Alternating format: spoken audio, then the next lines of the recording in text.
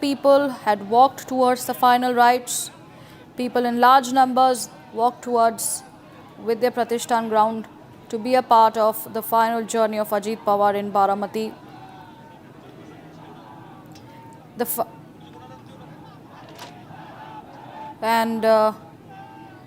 In fact, these are the live visuals coming in of the cremation viewers, and family and supporters all have come in to bid their farewell to Ajit Pawar. Shavan Sen joining on the phone line. Shavan, over to you. Final rites of Deputy Chief Minister Ajit Pawar is underway currently in Baramati. This undoubtedly is the toughest moment that the Pawar family has been witnessing. The tragic end to Deputy Chief Minister Ajit Pawar, who was able to resurrect his party after the split. In fact, in these grim moments, you have the family now coming together. On your screens, images coming in of a close confidant of Deputy Chief Minister Ajit Pawar's Praful Patel.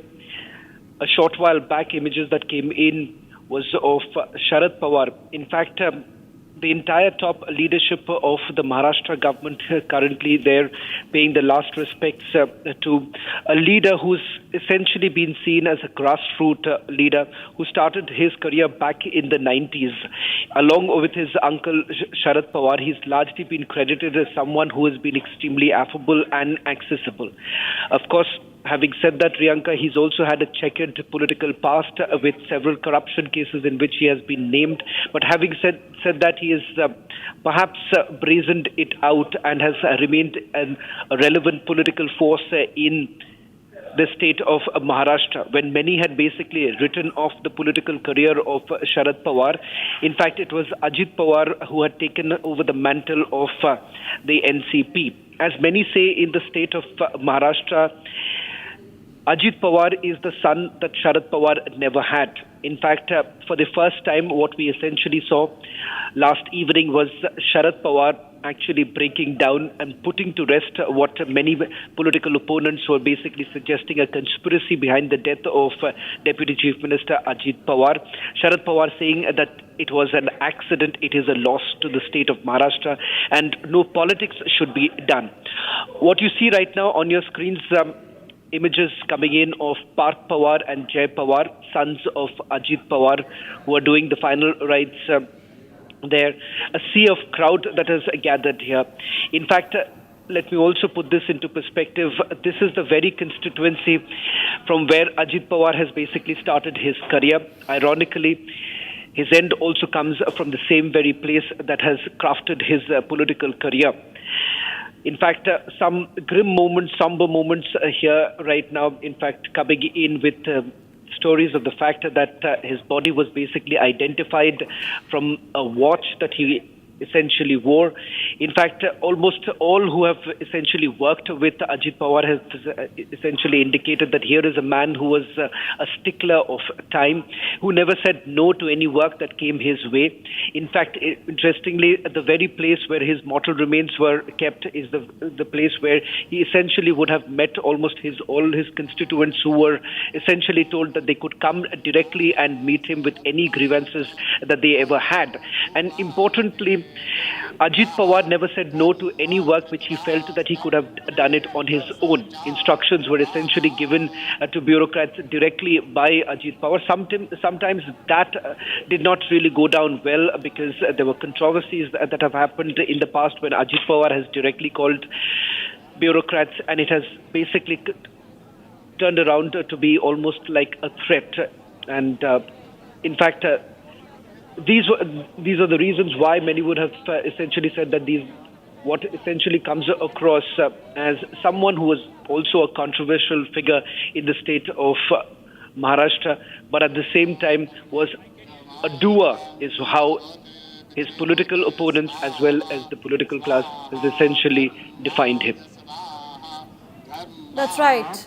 In fact, Shavan, we know that Ajit Pawar's career was indeed shadowed by several controversies, but he was the man who possessed the political smarts to slip through every net and reclaim his seat at the table, irrespective of the ballot box outcomes, high or low. He was the person who was very grounded, he was connected to the grassroots, and he would work tirelessly on behalf of the people of Maharashtra, which is why he was affectionately called as Ajit Dada Pawar. Union Home Minister Amit Shah, who has just landed in Baramati in a short while from now, Prime Minister Narendra Modi, who would also be there for the last rites of Ajit Pawar. In fact, as the prayer ceremony is basically underway right now, grim moments coming in from the state of Maharashtra. Unfortunately, we have essentially seen several tall leaders ending perhaps an untimely death to the tall leaders of Maharashtra. In the past, you've had Pankaja Munde's father who met with an accident. Thereafter, you've also had Poonam Mahajan's father, Pramod Mahajan, also witnessing an untimely death. And that is the reason why many have essentially indicated that perhaps with such leaders who have essentially worked it up the ladder and has been seen as rooted to the ground, have essentially sent across a message of the fact that political leaders in the state of Maharashtra are essentially grounded, connected to the people. And that's how many political experts, political opponents of Ajit Pawar, and even those who have worked with him have largely defined him a man who was always available to the people of Maharashtra.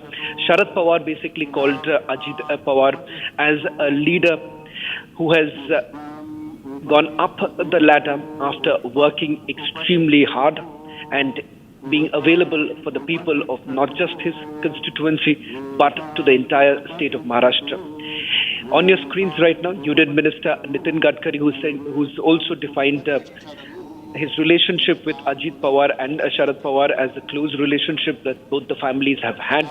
And it is an unfortunate incident that has actually taken place while politics was also being done on this entire issue that has now been put to rest by Sharad Pawar himself.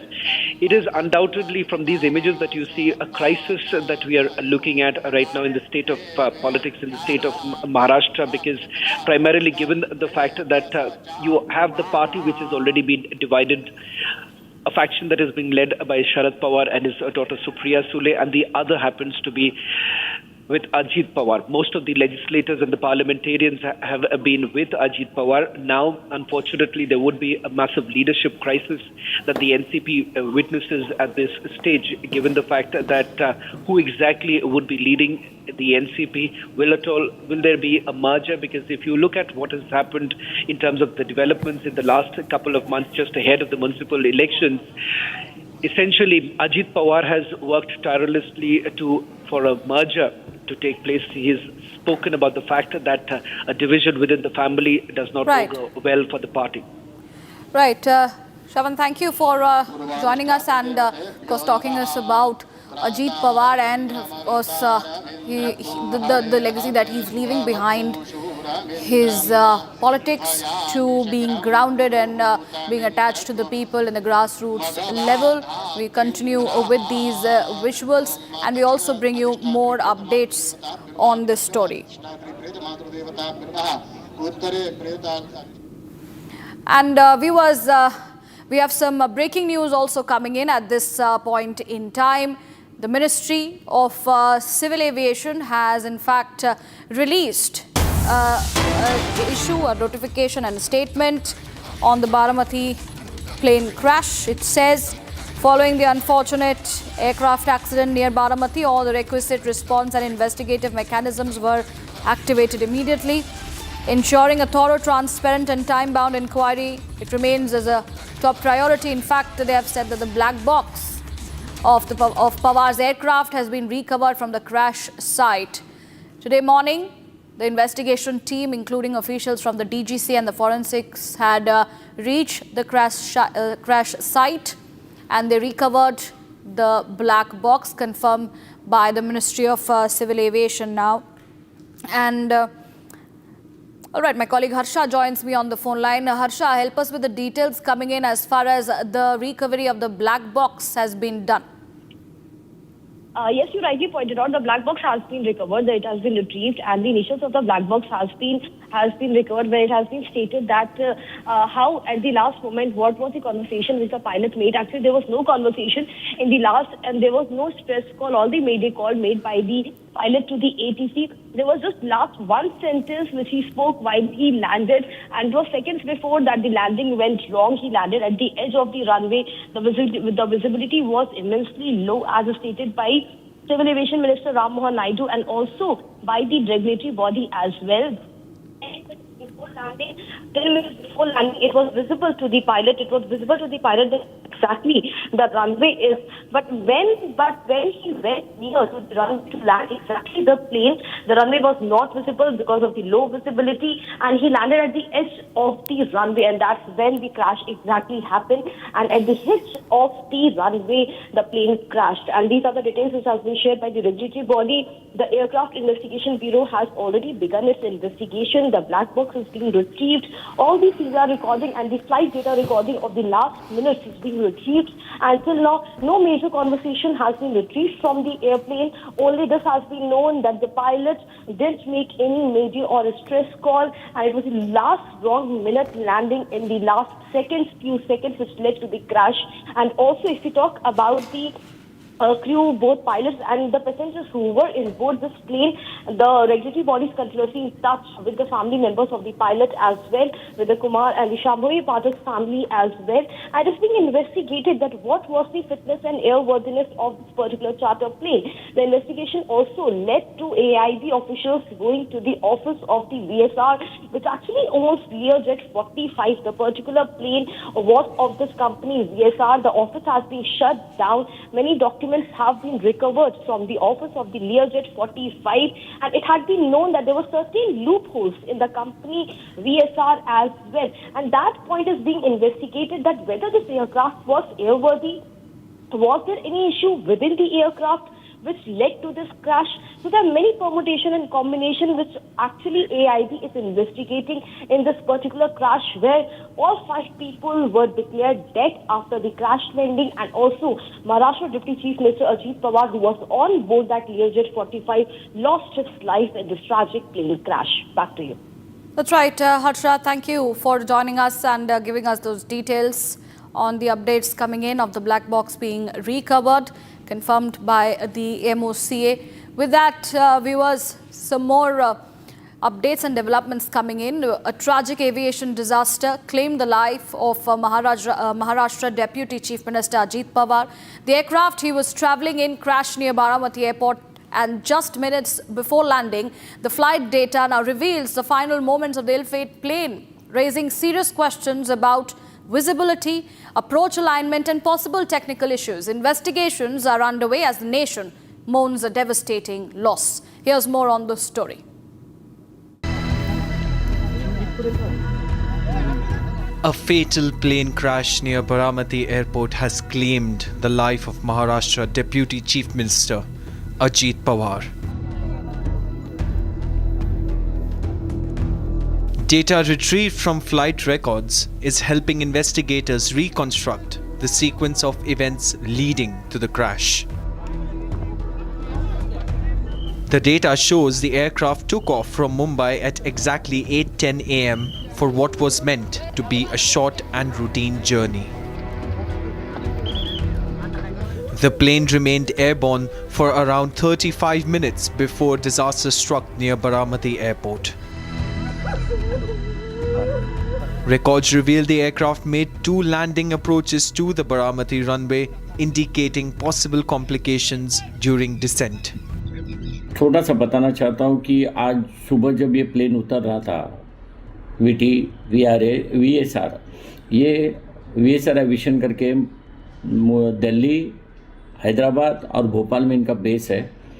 तो ये अच्छा यहाँ ने charter हुआ था, सुबह यहाँ से निकले थे। तो उतरने के समय पे पहले एटम में उतर नहीं पाए तो उन्होंने गो राउंड किया हुआ है। गो राउंड मतलब टच डाउन करने, जब रनवे पर नहीं होते हुए फिर से एक चक्कर मार के आना, उसको गो राउंड कहते हैं। During the second approach, the aircraft suddenly disappeared from radar at 8:45 a.m., marking the moment of impact. Eyewitnesses reported a massive explosion followed by fire as the aircraft crashed just short of the runway.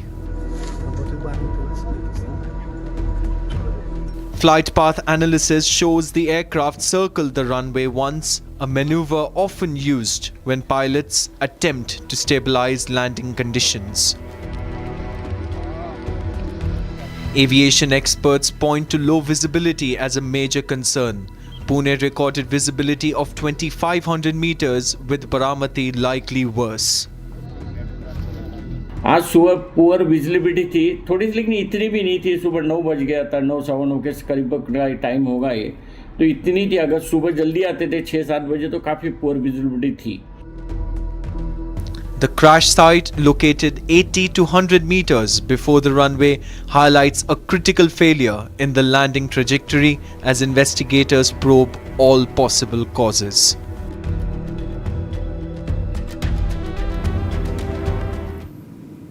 And viewers, moving on to more news and updates coming in. Viewers, the Bangladesh government has approved the national shooting team's participation in the championships that will be held in India.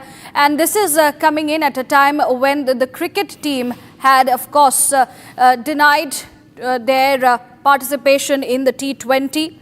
The Bangladesh government has approved the national shooting team's travel to India to compete in the Asian Rifle and Pistol Shooting Championship that will be held in New Delhi from February 2 to 14. And this despite earlier cancelling the national cricket team's T20 World Cup tour of India, citing security concerns. The clearance was issued through an official government order by the Youth and Sports Ministry, which said that the indoor nature of the event and the tight security arrangements minimize the risk. Youth and Sports Secretary stated that the small size of the contingent and assurances from organizers were key factors behind the decision. Joining me at this point in time is Mr. Shekhar Vijayan, a sports journalist, joining us on Republic. And thank you, Mr. Vijayan, for joining us on Republic. What are your first thoughts and responses of something that looks like a double standards from the side of Bangladesh, where the cricketing team had denied participating in the T20 because of security concerns, denied to play in India, but the national shooting team has in fact been cleared to participate in the championship that will be held in New Delhi? See, I think there are three key points here. One is there's a sheer hypocrisy from Bangladesh. Like, you cannot pick and choose security fears based on political convenience. I think really goes to show that they have done this because they really wanted to put India under the bus politically, and they got a chance using through the T20 World Cup. And this is obviously the credibility is an all-time low here. Here, security is not the issue. Politics is a real issue. I feel if Bangladesh was really so consistent about what they felt about India, why is this team being sent here for the shooting championship? The third thing is, you don't really insult India's security capabilities. India has held multinational, multipolar tournaments in the past. It's not the first time they're doing it. And, it's sheer hypocrisy. It's very ironic that a country like Bangladesh should be talking about this. They should be actually focusing on the safety of the Hindus in Bangladesh. This is from where it all started. Now they're trying to cover that up by portraying India in poor light, by saying that India is not a safe country to go, by not sending the cricket team here. But the fact of the matter here is it's a political issue altogether. There is also elections which is around the corner in Bangladesh, and they want to, follow like a planned agenda, where Pakistan is also involved in this. And I feel this just shows That's Bangladesh in very, very, very poor light. Absolutely. Thank you for joining us, Mr. Shekhar Vijayan. And viewers, as we continue to call out Pakistan for its tactics and, regarding this entire T20 controversy, we also bring you some of the responses coming in from the parliament over this row. Take a look. जिस प्रकार से बांग्लादेश में अल्पसंख्यक समुदाय की लगातार हत्याएं हो रही हैं, जाहिर बात है भारत में इसका आक्रोश है परंतु हम सभी का सम्मान करते हैं। कोई भी देश के व्यक्ति यहाँ खेलने आएंगे, उनका स्वागत भी है और उनका हर तरह की चिंता सरकार करती है। बांग्लादेश इसमें असमंजस की स्थिति में है। भारत तो अतिथि देवो भव, जो भी आएगा वो अतिथि है और उसका स्वागत है। ये तो भारत की नीति रही है, लेकिन बांग्लादेश को देखना चाहिए वो खेल भावना उनके ऊपर ज्यादा हावी है या आतंकी भावना।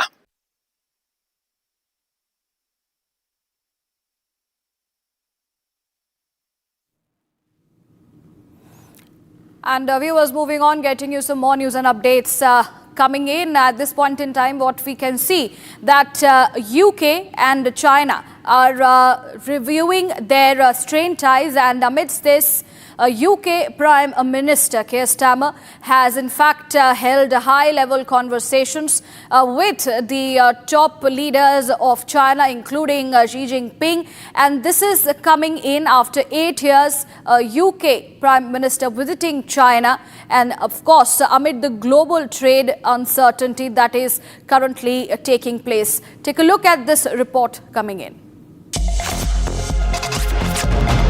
British Prime Minister Keir Starmer met Chinese President Xi Jinping at the Great Hall of the People today as both sides look forward to improve relations after years of tension. This is Starmer's first China visit since taking office in July 2024, and several bilateral agreements are expected to be signed during this visit.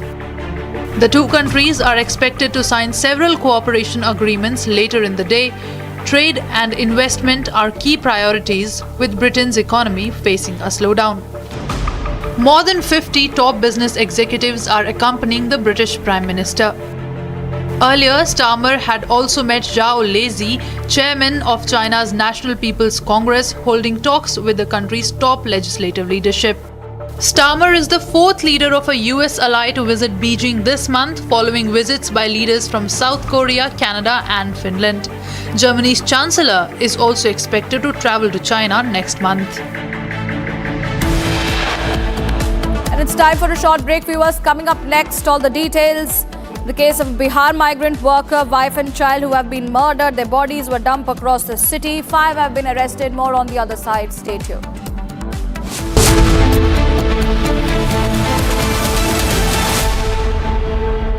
ये है secret recipe MDH का जीरा SIP जल जीरा मसाला। Sip sip जीरा sip MDH का जल जीरा सिप MDH का जल जीरा सिप। केसरिया से मन जोगी हुआ रे, दिल झूमे देखो मतवारा हुआ रे। केसरिया से मन जोगी हुआ। हर पल मनाओ केसरी त्योहार। विमल, बोलो जुबान Kesari.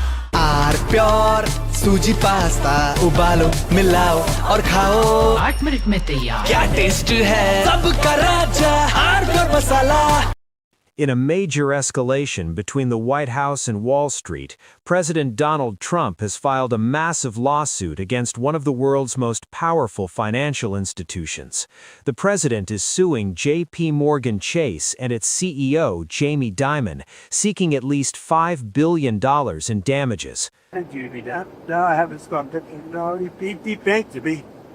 So we'll see if that beeps anything, but I think it should. You shouldn't be debanked.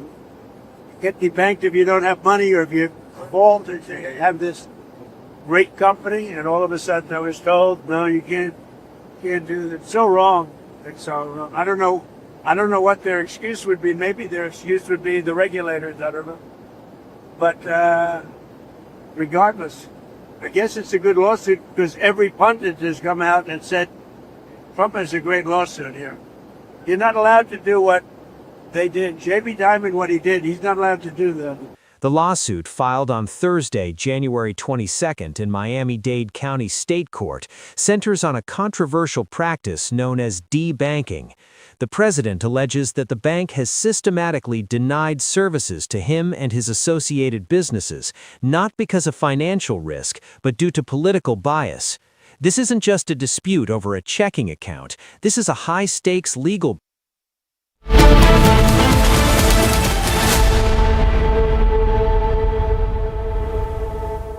थोड़े में ज्यादा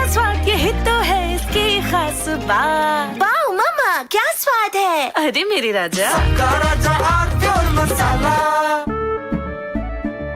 केसरिया से मन जोगी हुआ रे, दिल झूमे देखो मतवारा हुआ रे, केसरिया से मन जोगी हुआ। हर पल मनाओ केसरी त्योहार।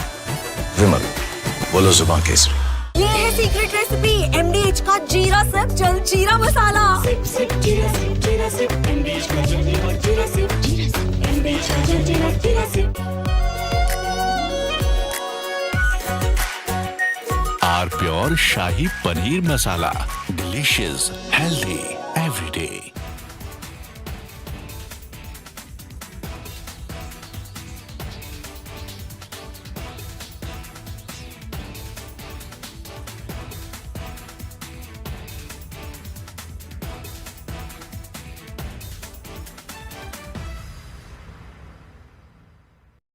In a major escalation between the White House and Wall Street, President Donald Trump has filed a massive lawsuit against one of the world's most powerful financial institutions. The president is suing J.P. Morgan Chase and its CEO, Jamie Dimon, seeking at least $5 billion in damages. No, I haven't.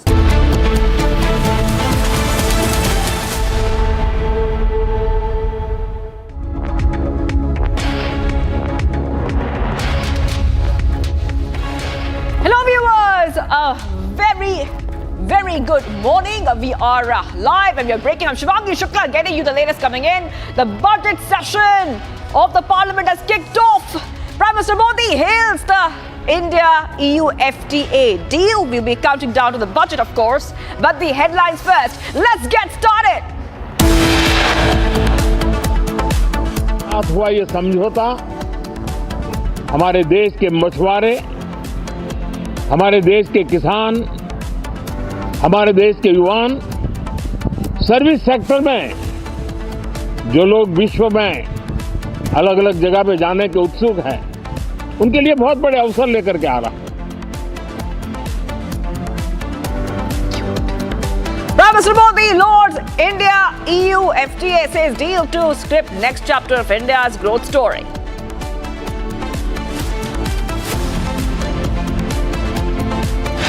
DGCS also suggests no distress call made. Pilot relies landing error moments before crash in Baramati.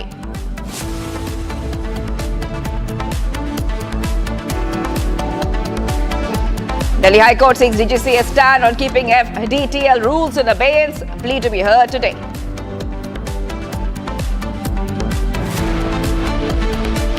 PCB to escalate Bangladesh expulsion row plans black armband protests at T20 World Cup.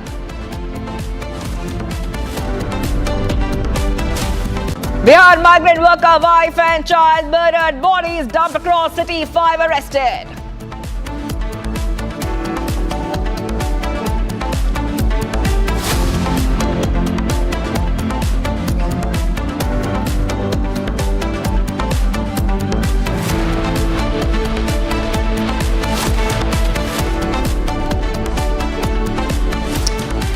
Prime Minister Modi has spoken a short while back on the budget session and he has hailed the India-EU FTA deal. This is the Parliament's budget session which has kicked off, viewers, describing a self-confident India as an array of hope for the world, highlighting the nation's strong growth trajectory, the government's focus on reforms and India's emerging global role. He also lauded the recently inked India-EU historic mother of all trade deals, calling it the next big chapter for India's growth story. So big updates coming in, viewers. We just heard the Prime Minister speak there. And let's go ahead and play out what the Prime Minister had to say. कल राष्ट्रपति जी का उद्बोधन 140 करोड़ देशवासियों के आत्मविश्वास की अभिव्यक्ति था।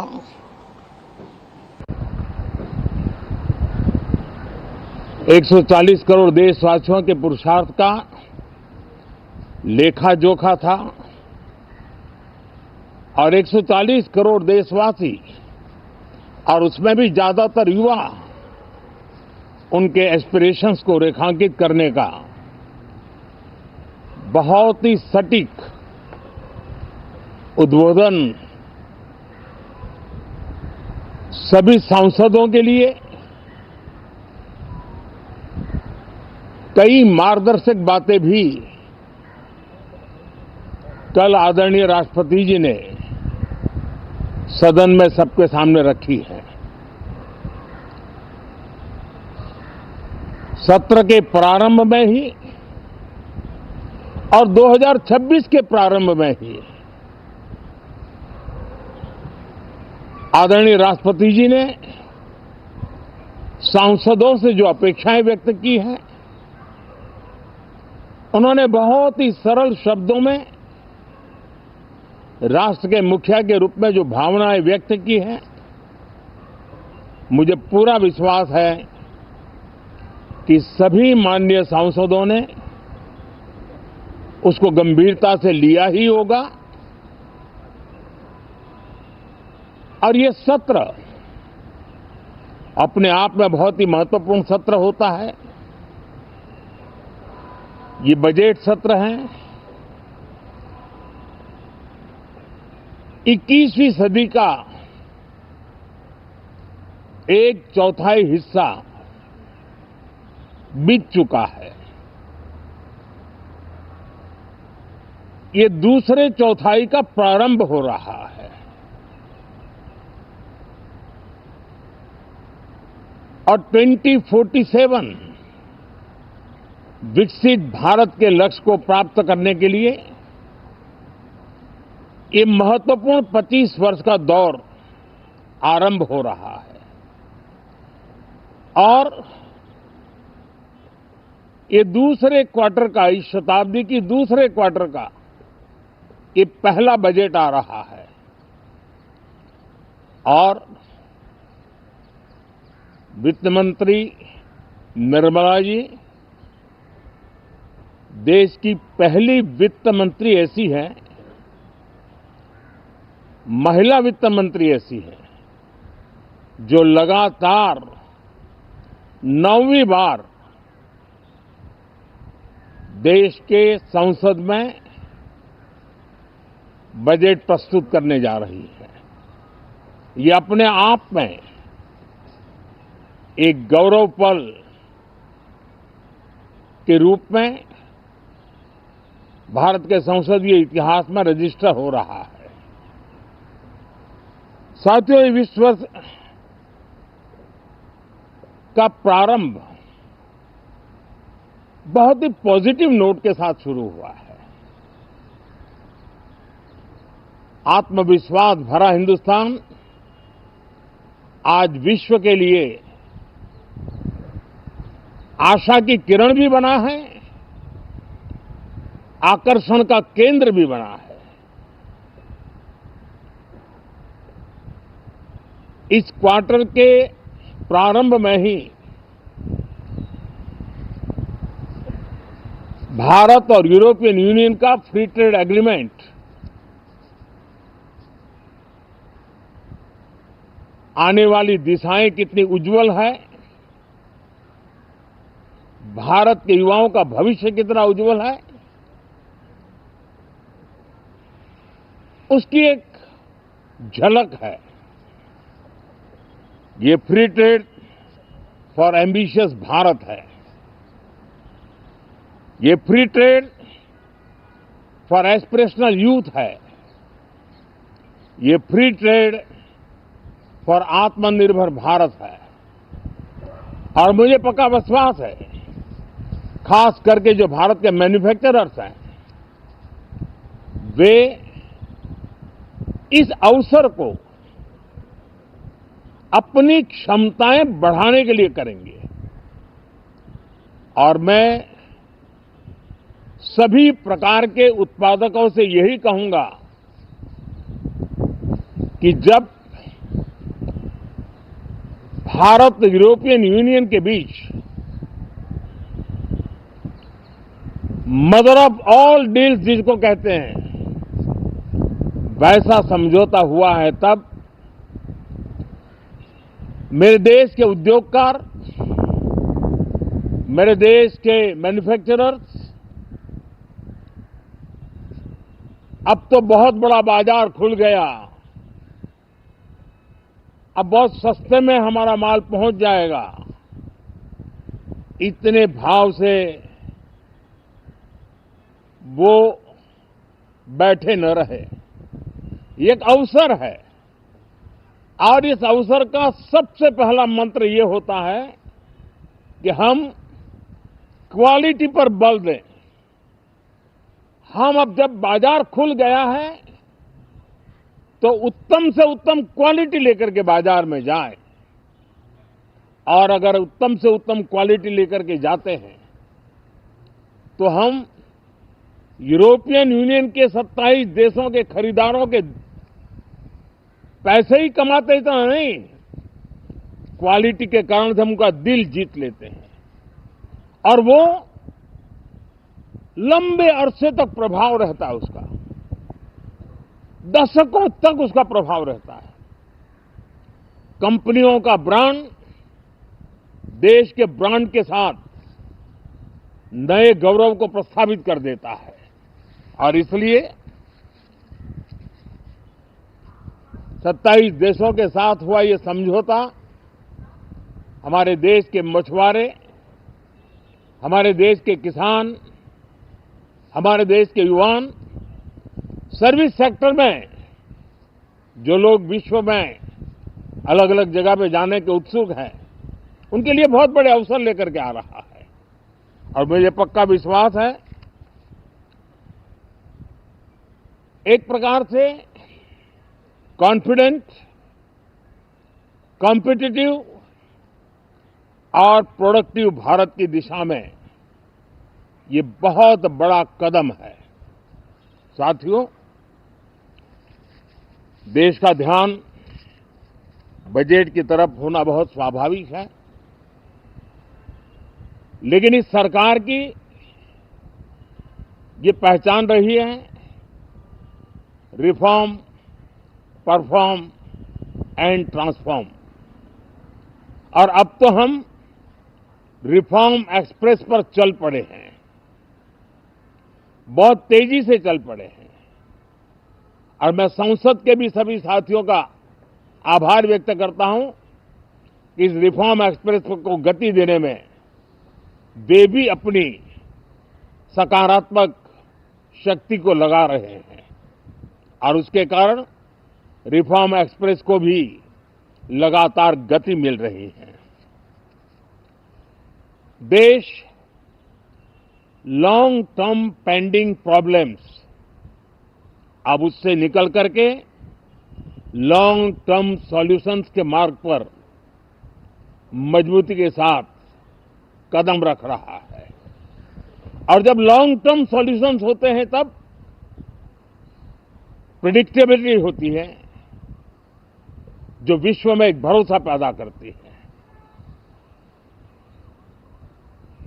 हमारे हर निर्णय में राष्ट्र की प्रगति ये हमारा लक्ष्य है, लेकिन हमारे सारे निर्णय ह्यूमन सेंट्रिक है। हमारी भूमिका, हमारी योजनाएं ह्यूमन सेंट्रिक है। हम टेक्नोलॉजी के साथ स्पर्धा भी करेंगे, हम टेक्नोलॉजी को आत्मसात भी करेंगे, हम टेक्नोलॉजी के सामर्थ्य को स्वीकार भी करेंगे, लेकिन उसके साथ साथ हम मानव केंद्रीय व्यवस्था को जरा भी कम नहीं आंकेंगे।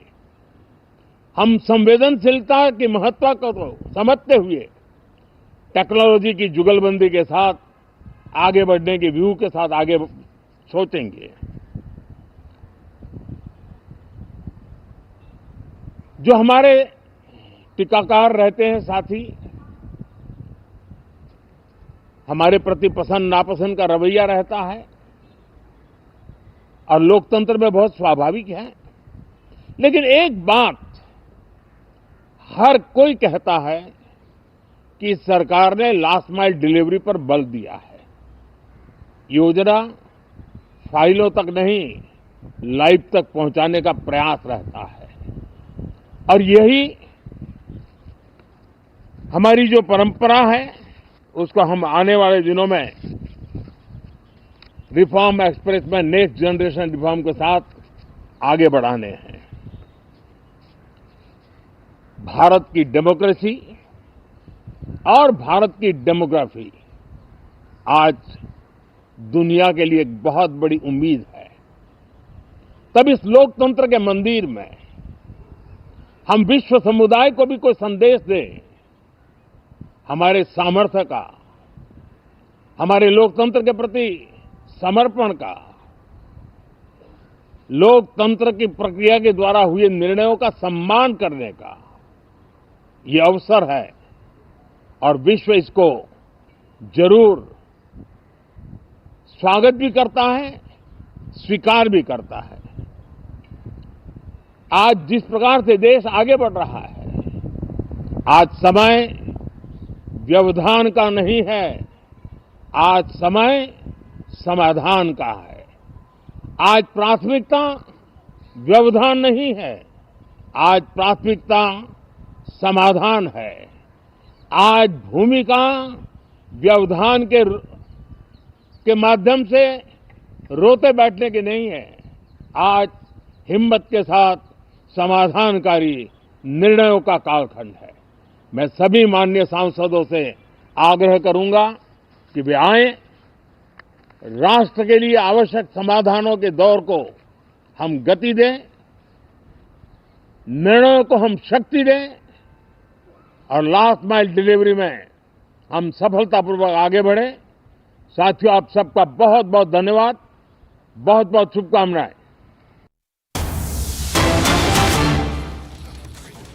Getting these updates coming in on Republic TV viewers, Delhi High Court issues summons to Priya Kapoor and 22 other defendants in a suit filed by Rani Kapoor seeking the cancellation of the Rani Kapoor Family Trust valued at several thousand crores. No interim orders for status quo on the trust for now. So big updates coming in, viewers.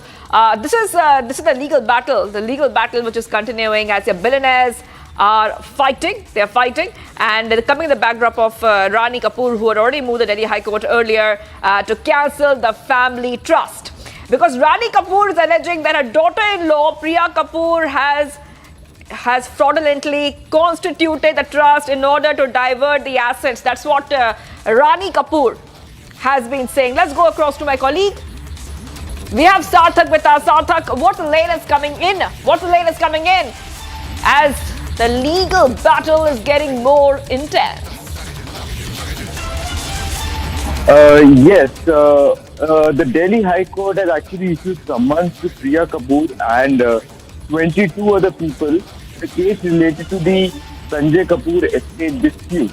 The case has been filed by Rani Kapoor, who is actually asking the court to cancel the Rani Kapoor Family Trust, which is worth several thousand crores. For now, the court has not passed any interim order and has not ordered a status quo on the trust. And this comes along a separate defamation suit that Priya Kapoor filed against her sister-in-law Mandira Kapoor in the Patiala House Court.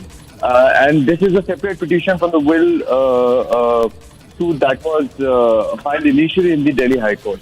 So for now, the Delhi High Court has actually issued summons to Priya Kapoor and 22 other people in this case. All right. Well, thank you for getting us all those details. I'll be coming back to you for more on the story. Delhi High Court has sought the DGCA's response now to a plea, viewers, challenging its decision to keep the revised flight duty time limitation regulations mandatory. So this is a huge update that we're getting for our viewers right now, and this is coming in as there have been lot of questions about passenger safety. So this is a big story we're tracking here in Republic TV. So let's tell you exactly what has been happening so far. In the latest that we are tracking for our viewers, we are seeing that the Delhi High Court has asked the Directorate of General's Civil Aviation, DGCA, which is India's aviation safety regulator, to explain and defend why it has paused the implementation of the new flight duty time limitation, that is the FDTL rules, after major airline disruptions late last year. So now we see that the Delhi High Court has sought the DGCA's response to a plea challenging its decision to keep the revised FDTL regulations with set mandatory rest periods to reduce pilot fatigue in a bid, saying that safety rules must be enforced unless legally flawed and that passenger safety concerns over non-implementation cannot be ignored. The court has directed the DGCA to place its stand before it at the next hearing on the heels of a massive operational crisis. The representatives from India's leading airline, including Indigo Airline, Air India, SpiceJet and AirAsia, met with the Secretary of Civil Aviation and senior government officials earlier this week to push for a permanent relaxation of the revised flight duty time limitation norms. So we see that what does FDTL stand for? FDTL stands for Flight Duty Time Limitations. These are safety regulations designed to limit how long pilots and crew can fly and ensure that they get enough rest to reduce fatigue and improve passenger safety. So these rules were paused, viewers. The DGCA had put these new rules on hold, also technically in abeyance after Indigo, India's largest airline, faced major flight cancellations and disruptions in December 2025, and it struggled to comply with the stricter duty time norms. So this is one of the big stories that we're tracking today.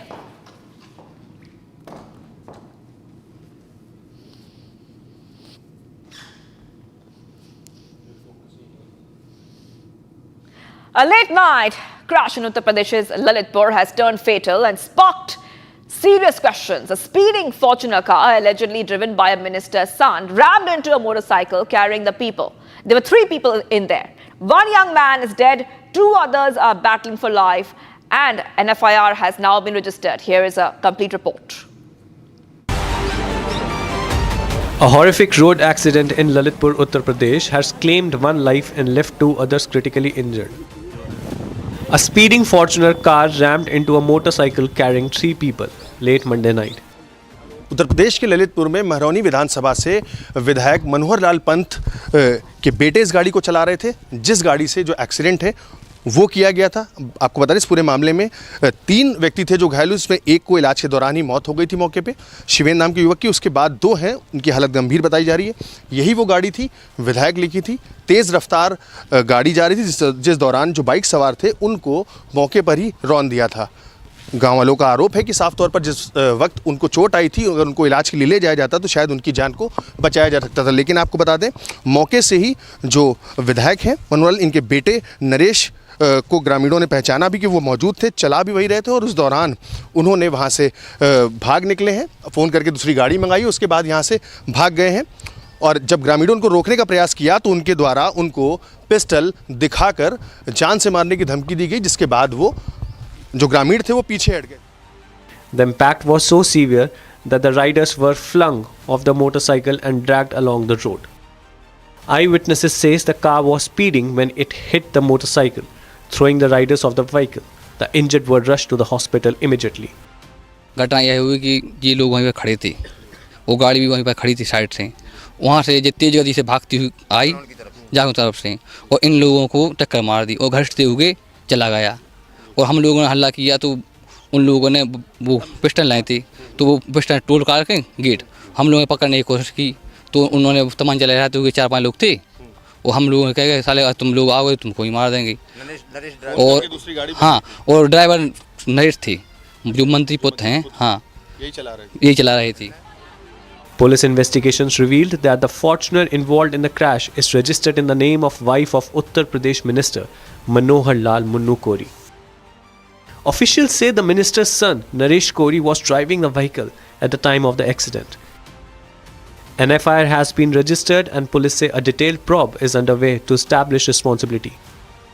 Meanwhile, Republic has questioned the minister on the matter involving his son in the hit and run case.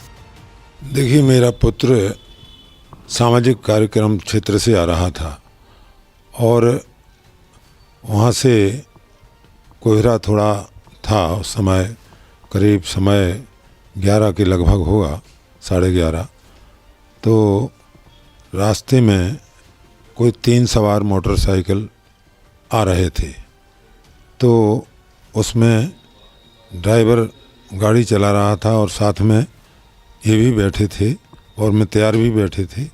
तो accident हो गया। Accident में जो है 3 लोग जो सवार थे उनमें एक व्यक्ति वहाँ स्पॉट पर गुजर गया।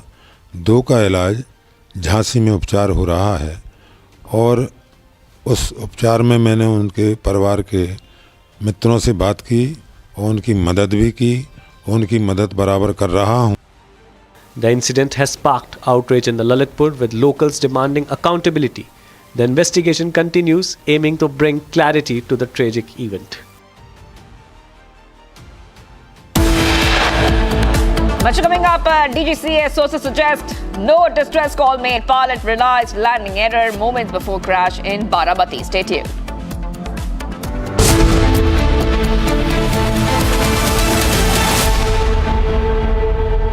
दादी के हाथों का जादू और खुशबू से महकता घर, माँ की मुस्कुराहट और खाने की सुगंध। MDH गरम मसाला, क्योंकि हर रिश्ता है स्वाद से जुड़ा।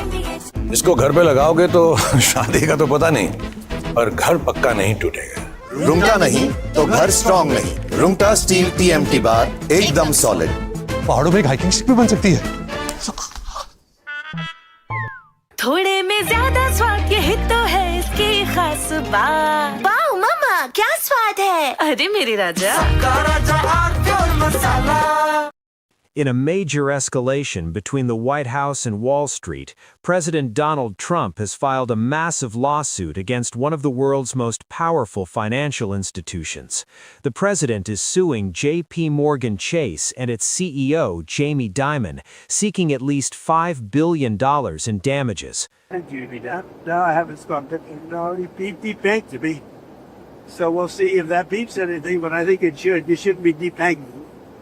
Get debanked if you don't have money or if you fall to have this great company, and all of a sudden I was told, no, you can't do that. It's so wrong. It's so wrong.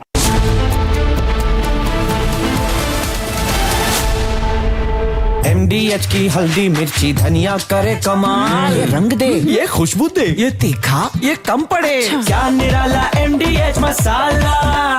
Are pure सूजी pasta, उबालो मिलाओ और खाओ, 8 minute में तैयार। क्या taste है, सबका राजा आर प्योर मसाला।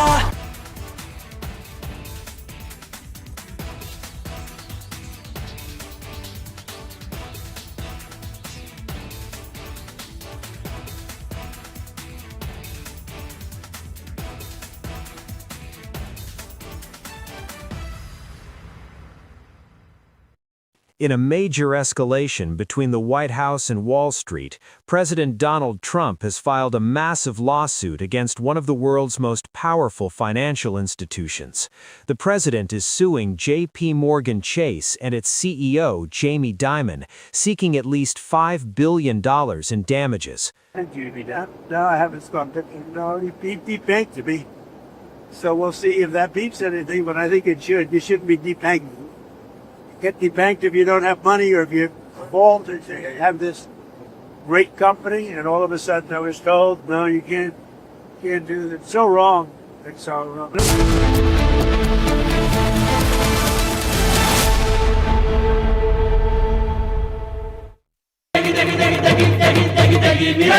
MDH की देगी मिर्च, देगी मिर्च का तड़का, अंग अंग फड़का। MDH की देगी मिर्च। केसरिया से मन जोगी हुआ रे, दिल झूमे देखो मतवारा हुआ रे। केसरिया से मन जोगी हुआ। हर पल मनाओ केसरी त्योहार। विमल, बोलो जुबान केसरी। थोड़े में ज्यादा स्वाद, यही तो है इसकी खास बात। वाओ मामा, क्या स्वाद है। अरे मेरे राजा, सबका राजा R pure masala. In a major escalation between the White House and Wall Street, President Donald Trump has filed a massive lawsuit against one of the world's most powerful financial institutions. The president is suing J.P. Morgan Chase and its CEO, Jamie Dimon, seeking at least $5 billion in damages. No, I haven't stopped it. No, he debanked to me. So we'll see if that beeps anything, but I think it should. You shouldn't be debanked. Get debanked if you don't have money or if you fall to have this great company, and all of a sudden I was told, no, you can't do that. It's so wrong. It's so wrong. I don't know what their excuse would be. Maybe their excuse would be the regulators. I don't know. But regardless, I guess it's a good lawsuit because every pundit has come out and said Trump has a great lawsuit here. You're not allowed to do what they did. Jamie Dimon, what he did, he's not allowed to do that. The lawsuit, filed on Thursday, January 22nd in Miami-Dade County State Court, centers on a controversial practice known as debanking. The president alleges that the bank has systematically denied services to him and his associated businesses, not because of financial risk, but due to political bias. This isn't just a dispute over a checking account. This is a high-stakes legal battle that accuses the largest bank in the United States of trade libel, bad faith, and violating state consumer protection laws. The core of the complaint is that J.P. Morgan Chase violated Florida's deceptive trade practices law.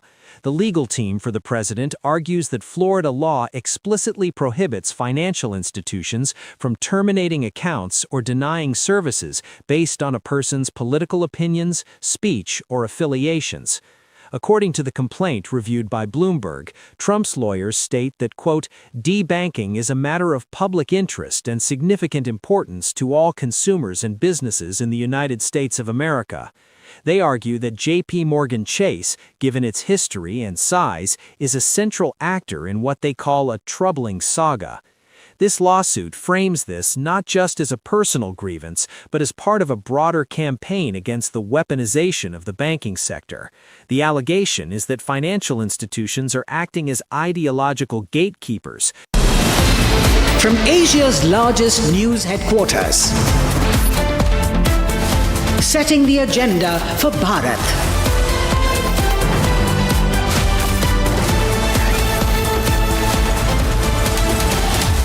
You're watching Republic.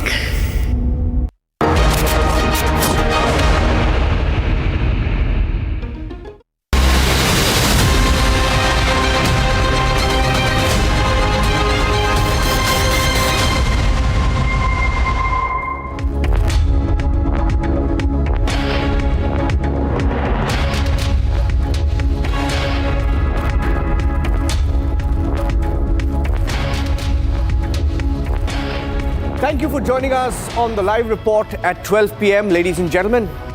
We've had several crashes in India in the last 1 year. And yet, we are not ready to put the passenger first. Our focus on the live report are on two stories that put passenger first, the citizen first. Here are the headlines.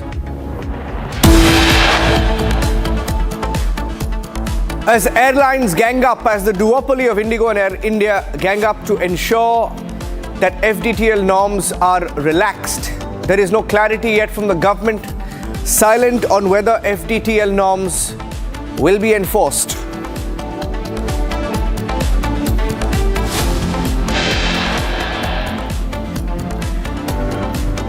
Is there a big aviation cover-up? The 2023 crash involving the same plane, the Learjet 45, and in 2026 in Baramati, similar crash, similar unexplained flip. There was no final report filed even in the Mumbai 2023 crash. Is there an aviation cover-up?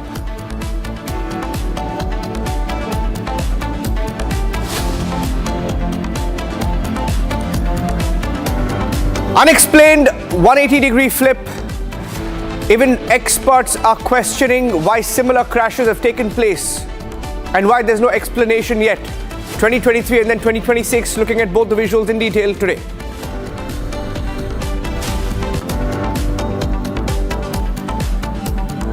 And Priya Sachdev has been summoned after Rani Kapoor goes to court, claiming that she was unaware of all her assets being taken away.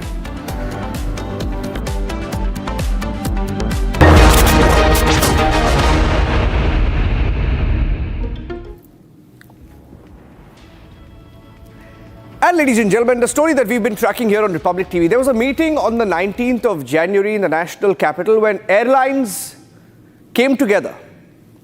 Indigo, Air India, SpiceJet, others came together, met government officials a week ago seeking relaxation in the FDTL or the flight duty time limitation norms. What are these norms? These norms essentially ensure that pilots are well rested.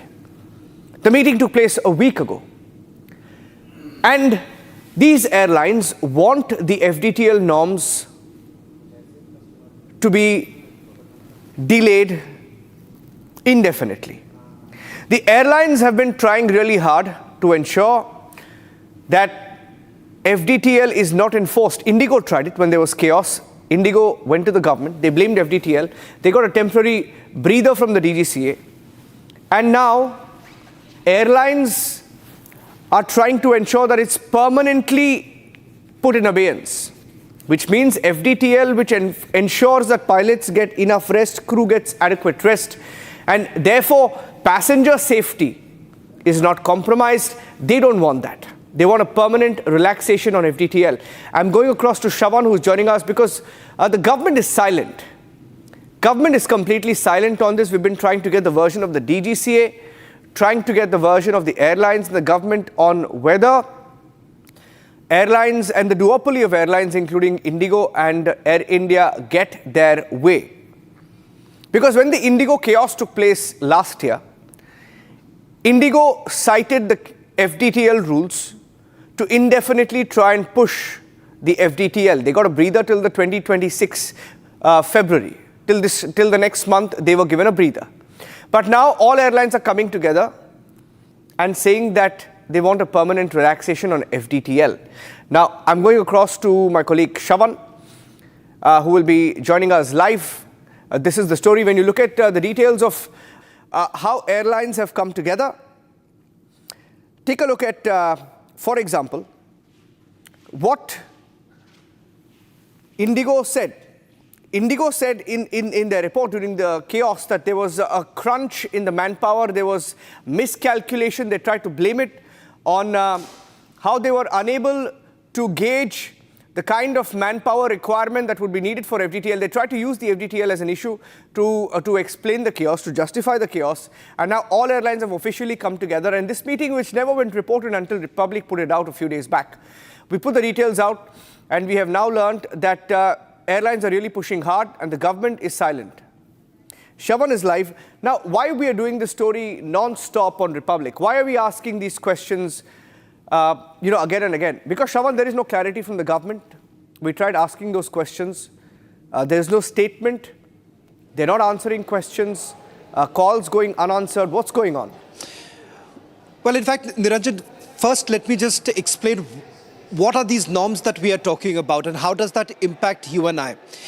FDTL norms are essentially norms by which you would perhaps give the much needed rest to the pilots. This is just one of the many norms that we are basically talking about, but this has a direct impact on the well-being of our pilots. One of the reasons why that in the past you have seen several pilots actually refusing to fly because they have basically crossed the limits and they are not in a position to fly any further. And that is the reason why you would have come across several instances when pilots are refusing to fly further. That's happened, resulting in delays. Now, what really happened a year ago?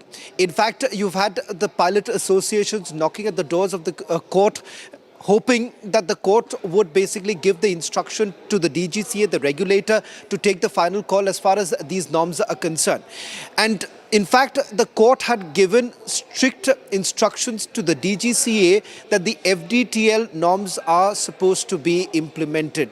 But what essentially happened in the month of December was a classic example of how leeway has been given to all the airlines by DGCA. For instance, in the case of Indigo had made a request that they needed more time to make the necessary changes as far as the rosters are concerned, and they were basically given time till about February. Now the clock is ticking. By 10th of February, they were supposed to basically impose the new FDTL norms. It seems that now almost all airlines have basically ganged up. And now they're putting pressure on DGCA that these norms are not basically required. Now there is a proof for this. Let me now show you what is this proof that we're talking about. This is the Federation of Indian Airlines, which basically represents most of the airlines, and a singular body which has all the airlines together. And this is what they are claiming. We are not saying this. This is what exactly FIA says, that they are representing member airlines, Air India, Indigo, SpiceJet, and they're basically giving their view on the CAR, the FDTL norms. And this was the last letter that was written on 12th of January 2026. That's the last communication that has gone from this body to the DGCA. And interestingly, this is what they say, that the industry basically appreciates DGCA's continued focus on enhancing safety, fatigue management and alignment with evolving global standards. But they go on to say that the final regulation remains operationally implementable, proportionate to demonstrate fatigue risk, and harmonized with international regulatory frameworks while recognizing the unique operating environment in India. They're also going on to say that formal fatigue reporting mechanisms are absolutely fine, regular review of fatigue reports by the cross-functional panels, non-punitive assessment and corrective actions.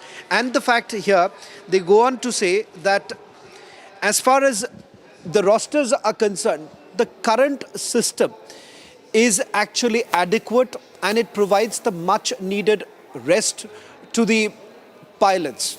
Now, which effectively means that they are basically advocating that there is no need for an extra time that was actually being given to the pilots, the extra time in terms of rest that is essentially required by every pilot. Now, Shravan, what is the DGCA saying? Because we put some of these questions to both the government, DGCA. There were meetings held, different bodies. You spoke of one body, but pilot bodies have been fighting. And one of the reasons that Indigo cited when the chaos happened was that they were unable to gauge the FDTL rules. They tried to use that excuse. But it's not as if they have shortage of pilots. They do have pilots. And why are they now coming together to blackmail the government? Now, what does this mean? Does this effectively mean that if FDTL kicks in, they will need more manpower? Does it mean them cutting down on profits? Is that what it all boils down to? Well, they will certainly have to rationalize their operations, because what is essentially happening right now is you are cutting corners. In fact, at some level, it is also the risk factor which every airline is basically assessing, and they are basically saying push the envelope, asking a pilot to basically go ahead and continue with perhaps an extra flight if need be, which effectively means that the pilots are working under some sort of a duress. The much needed rest is not actually given to them, because if you go by the new FDTL norms, which provides them an extra day to actually rest, which means that somewhere down the line, the airlines will have to start rationalizing their routes. They may have to cut down on the routes that they're basically flying. And the night operations happens to be the direct, as far as the direct impact, if I may say so, the direct impact is actually on the flight night operations. And that's where it pinches airlines like Indigo, because large number of their international hauls are essentially, these are night flying routes. And they wouldn't want to compromise here, because it was going to impact their revenue. And it all boils down to simply one thing. It's about revenue for the airlines. It's not about human cost. It is not about perhaps safety of the pilot as well as safety of the passengers. That isn't paramount. A question has already been asked to the DGCA as to why exactly are you so very lenient when it comes to demands that have been made by the airlines. Because if you look at what happened in the case of Indigo, All that Indigo had to do is basically write to the DGCA that they are not in a position right now to implement the FDTL norms, and they perhaps would require more time. And more time was actually granted to them. Till about February, they were basically given the time so that they can implement the new rules, and in all likelihood, it's not going to happen. Yeah, okay. Shravan, I'd like to thank you at this point. We're keeping a close track on this story. In fact, we're asking the questions to the minister, the junior minister, the DGCA, and all stakeholders in the story. Let's see where the story goes. But ladies and gentlemen, passenger safety first. We have crash after crash. 10 months ago, we were talking about the crash in Ahmedabad. We don't have answers. Let's look at the crash that took place yesterday. Now, questions are being raised about how India's aviation body, the DGCA, the government, DGCA comes under the government, and under the DGCA, there is another body called the AAIB. All these crashes happen, but does the investigation actually happen? I'll show you two pictures right now on the show. Take a look at this video. In 2023, ladies and gentlemen, look at how similar these crashes were. How similar these crashes actually were. In 2023, that's the crash involving the same jet, the same Learjet 45, exact same jet in a rainy/fog condition. Look at how it just falls to the ground in that unusual angle. It's a 180-degree flip. Exactly what happened yesterday in Baramati. So in 2023, you had this Mumbai crash of Learjet 45. 2026, look at how similar they are, ladies and gentlemen. That's the exact same plane, exact same operator. And why are we showing you these visuals? Because in 2023, when the crash happened, there was a preliminary report filed. Would you believe it?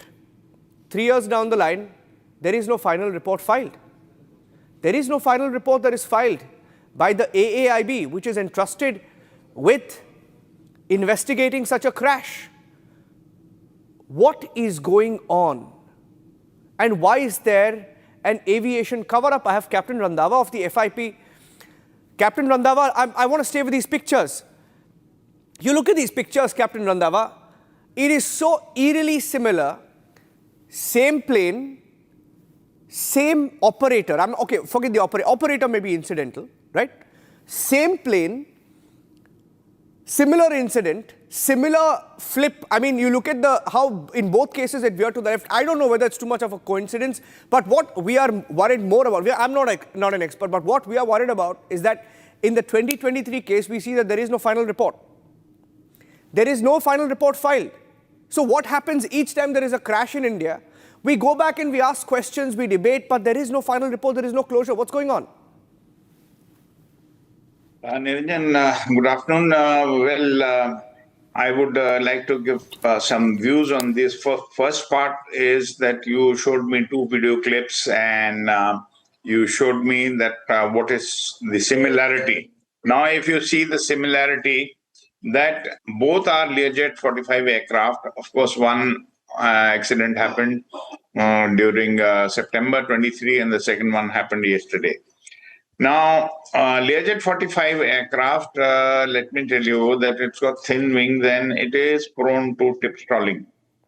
Now, that is one of the possibilities we have to rule out, that did the aircraft at the low speed handling, was the speed low enough? Because on approach, the speed is low enough. And if the speed is insufficient, the aircraft could reach a critical angle of attack and there could be a stick shaker warning, which would be evident from the decoding of the DFDR. So one thing is certain, that if you see the Mumbai accident in which the people survived, and people did not survive yesterday. Now, if you see, the aircraft has just turned towards the left, short of the runway, and it's turned to the left and crashed. Now, we cannot overrule a technical problem in the aircraft because the pilot has not responded to the clearance given for landing. That is one. That is yesterday's accident. Now I'll come to the second question, that the AIB has still not completed the final report on the accident in 23. It is a ridiculous way of functioning.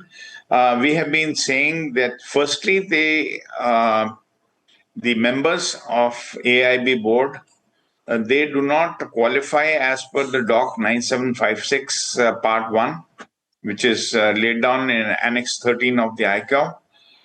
And secondly, they are understaffed. There are only 5 members. Thirdly, they lack the expertise. Fourthly, the number of, apart from the AIB board, there have to be SMEs on board. Now, SMEs on board, you have certain amount of SMEs in the AIB board, and some should be complemented by taking them from the industry. So until and unless these things are done, this will continue to happen, and the government of India should question. Now it is working under the Ministry of Civil Aviation, which is again wrong. It should be an independent body like the NTSB, and it should not be answering to some ministry, because ministry has got DGC also under them and AIB also under them. So they need an independent body. And the reason is very clear that their processes are very slow. They don't have expertise. Even in the Ahmedabad crash, we have been saying time and again that you have to check the electrical systems and all. It has been filed by Foundation of Air Safety in the US Senate about this accident. So they are not bothered, and that what the experts say or what the evidences are leading to, they are not bothered. So they need to make SOPs firstly, that it has to be, all these accidents have to be a time-bound program, and you have to follow certain guidelines. So until and unless all these are spelled out and the government insists, nothing is going to work, and it will continue this way things are going on. The next point I would like to touch upon, Niranjan, is that I'm quite unhappy by the way the airports are coming up in India. We've been raising this question since Mr. Scindia was the Civil Aviation Minister, that these airports you are making, or which are being revamped, these airports, small airports, they lack the basic infrastructure of the equipment. At these airports where the Udan routes are also operating, they do not have, they are VFR airfields. So they require 5 kilometers of visibility for the visual cues and the visual conditions. And all over the world, the 5 kilometer norm is there. Under special VFR, you can reduce this, but those are only to select operators. DGCA gives the clearance, and select pilots. Yeah. So now we come to the next question, that when these airports are designed, made, then you have ILS, you have VOR, like the US airports where the flying clubs operate. Here you have nothing. The other day there was an accident of Redbird, but it was not due to visibility. But I'm just saying that they get constrained once we have to produce the pilots. And the second problem is most of the airports, they fall under less than 5 kilometers visibility. The flying cannot take place. So you have to have a mechanism, you have to have aids at the airports, and you must have ATCs at the uncontrolled airports also. You do not make them uncontrolled airports. And yesterday we saw that 2 pilots are controlling the aircraft from a mobile van. So these all things need to be fixed up. You cannot be, go ahead, when go gaga, okay, we are expanding, we are becoming third largest aviation. We are heading towards disaster because things are not getting fixed. You don't have the right people in the right places who can put things into place, the SOPs into place, and it is not happening. Over to you, Niranjan. Yeah, thank you, Captain Randhawa. In fact, let's tell you what we found extremely interesting is that, Captain Randhawa, I'm going to show the details of the report, because we are hearing that in many cases crashes happen, preliminary reports are filed, but a final report is never filed for some strange reason. The final reports are never filed. And that is why it is extremely strange. Because in 2023, a crash happened. This is the picture, by the way, from Baramati yesterday. But there was a crash in 2023. Let's go back to the pictures. Only a preliminary report was filed. There was no final report. And it was the same jet. It was the same jet, and it was a similar crash. There was a preliminary report. There's no final report. There is no conclusion. There are no details of what went wrong. So, and that is why people have questions, and people are asking these questions of the aviation body, of AAIB, which comes under DGCA, which comes under the Ministry of Civil Aviation. What is going on? If there are crashes, if there are incidents, and these incidents are never probed, there is a serious problem. And that is why we are bringing you these visuals, because they're extremely similar in nature. We talk about how big airlines like Boeing, etc., they've been let off the hook. Pilots are being harassed in the case of the AI-171 crash. The families are speaking on record. So we speak about pilots, but we never speak about either the giants who make these planes or the engine makers. We never hold them to account. We never investigate them. That's the allegation. And if there is an issue, a serious issue of being understaffed, should that have been addressed? When will we address that? We here at Republic will continue to raise those questions. That's it. Thank you, Captain Randhawa, for joining us. We thought we should highlight this because we found it extremely strange that there was no final report that was filed. Leaving it at that, ladies and gentlemen, that's it on this edition of the live report. We'll take a break. We'll come back with another controversy of Bangladesh, which has now said it will sue ICC. It will protest against ICC. There are some bizarre comments coming in from Bangladesh. For how long will we continue to take this blackmail? That's our focus. Next at 12:30. Thanks for watching.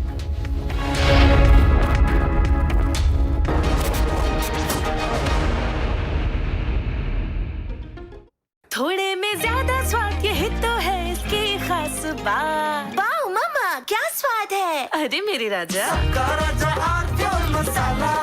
Amity University has been ranked India's #1 university for business and economics and the #1 private university for computer science by Times Higher Education Subject Rankings 2026. A testimony to Amity's globally benchmarked standards in education. दादी के हाथों का जादू और खुशबू से महकता घर, माँ की मुस्कुराहट और खाने की सुगंध। MDH गरम मसाला, क्योंकि हर रिश्ता है स्वाद से जुड़ा।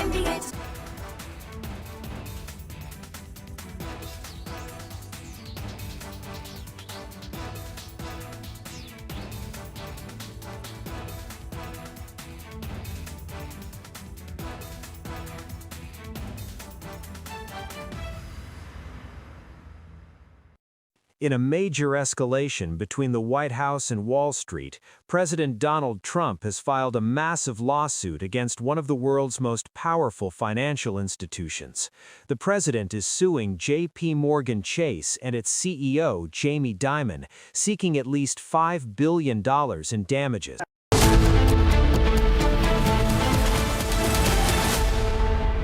दादी के हाथों का जादू और खुशबू से महकता घर, माँ की मुस्कुराहट और खाने की सुगंध। MDH गरम मसाला, क्योंकि हर रिश्ता है स्वाद से जुड़ा। केसरिया से मन जोगी हुआ रे, दिल झूमे देखो मतवारा हुआ रे। केसरिया से मन जोगी हुआ। हर पल मनाओ केसरी त्योहार। विमल, बोलो जुबान Kesari.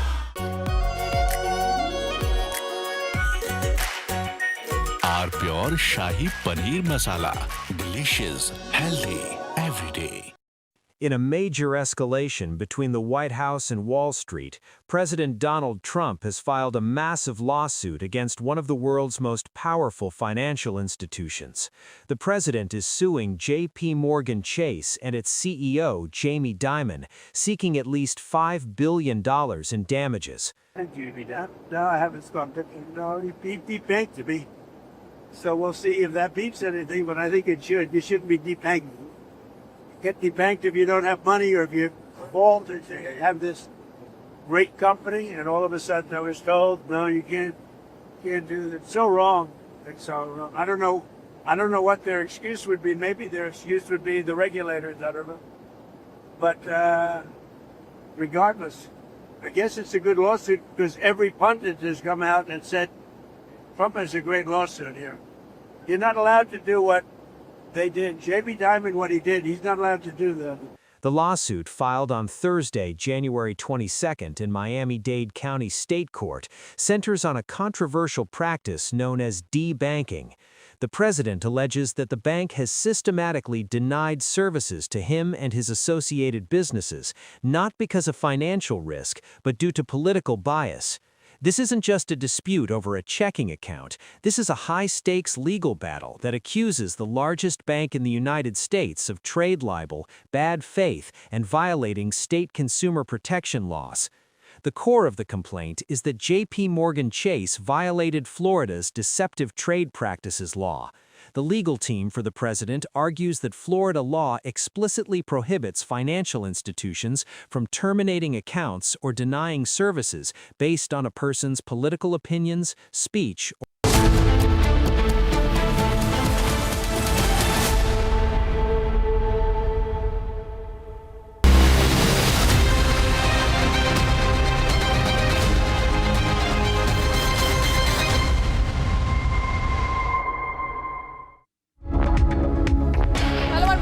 You're watching Republic TV and I'm Riyanka Chaudhary. Well, we are of course getting details of the economic survey, and India will be in fact maintaining its growth trajectory upwards, with the GDP growth for financial year 2026 projected at 7.4%. We get you more details, but first the headlines.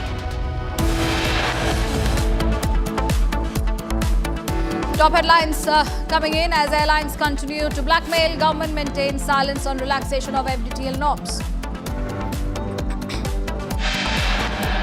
2023 crash report on Learjet highlights similar unexplained flip of aircraft as seen in 2026. No final report given. Is there a cover-up? Unexplained flip seen in 2023 and 26 Learjet aircraft. Experts question why similar crash took place.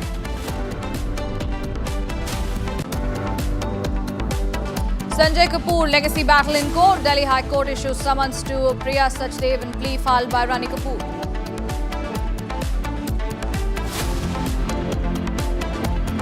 इस देशों के साथ हुआ ये समझौता हमारे देश के मछुआरे, हमारे देश के किसान, हमारे देश के युवान, सर्विस सेक्टर में जो लोग विश्व में अलग अलग जगह पे जाने के उत्सुक हैं, उनके लिए बहुत बड़े अवसर लेकर के आ रहा है. Prime Minister Modi lauds India EU FTA, says deal to script next chapter of India's growth story.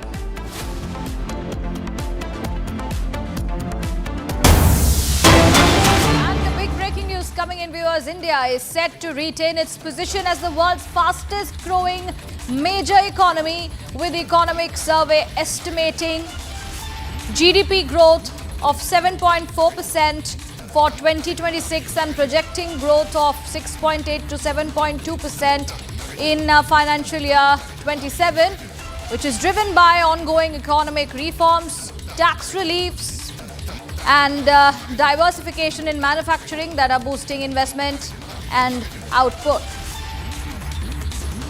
Latest updates coming in, viewers, in terms of India's growth trajectory. Pranav, my colleague, joining us live on the broadcast. Pranav, India is going to be retaining its position as the world's fastest growing major economy, and there's an estimate of the GDP growth of 7.4% for 2026 and a projecting growth of nearly 6.8 to 7.2% for financial year 2027. Help us understand a little bit on what exactly this means and where is India's growth trajectory headed towards? Well, we're just seeing a lot of action happening right now. Prime Minister just said that the India-EU trade deal is supposed to give a major boost to the Indian economy. And now we have the economic survey that's been tabled in the Parliament in Lok Sabha by Finance Minister Nirmala Sitharaman. We're still expecting the document to be tabled in the Rajya Sabha, post which it will be in fact uploaded on the website of the government, post which we'll get much more data. But what we're getting, the preliminary numbers that we're getting right now, the GDP growth that took place in 2025-26 was about 7.4%, which places India as one of the fastest growing economies in the world, when the global economy grew at around 3%. The economic survey also pegs that for FY27, that is from April 26 to the next year, the Indian economy is expected to grow at a rate of about 6.8 to 7.2%, which is again higher than estimates. And as per preliminary estimates or preliminary advance estimates that we're getting, the major boost is because of manufacturing reforms, tax reforms, and the relief that was given in GDP. Right. But Pranav, I'll come back to you. At this point in time, joining me is Mr. P.K. Basu, who's an economist. Mr. Basu, your first response as far as the fact that India will be retaining its position as the world's fastest growing major economy. The GDP growth has been estimated for 7.4% for this year, and a projectile growth of nearly 6.8 to 7.2% for the financial year 2027. What do you have to say? Well, first of all, I think 7.4 is an underestimate. Because in the year to date, the data that we have shows 8% growth already. And that does not factor in the fact that there's been a cut to the GST, which has boosted consumption significantly. There's ample evidence of stronger consumption spending. And so I expect that we will in fact see more than 8% real GDP growth in the current fiscal year. Next year, the current projection that the government has come up with is 6.8 to 7.2%. I think they're being too conservative. Growth is likely to be faster than that because the momentum of the interest rate cuts, the GST cuts, as well as the income tax cuts will all provide a substantial boost to consumption and to GDP growth.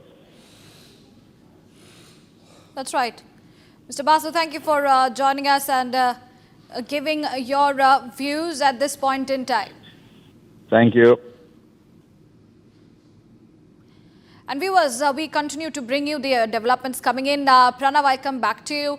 Well, we had seen that there were several economic reforms, that there were tax relief measures that had come in, and there were diversification in manufacturing that were boosting investment and output, all this leading to India maintaining its growth track.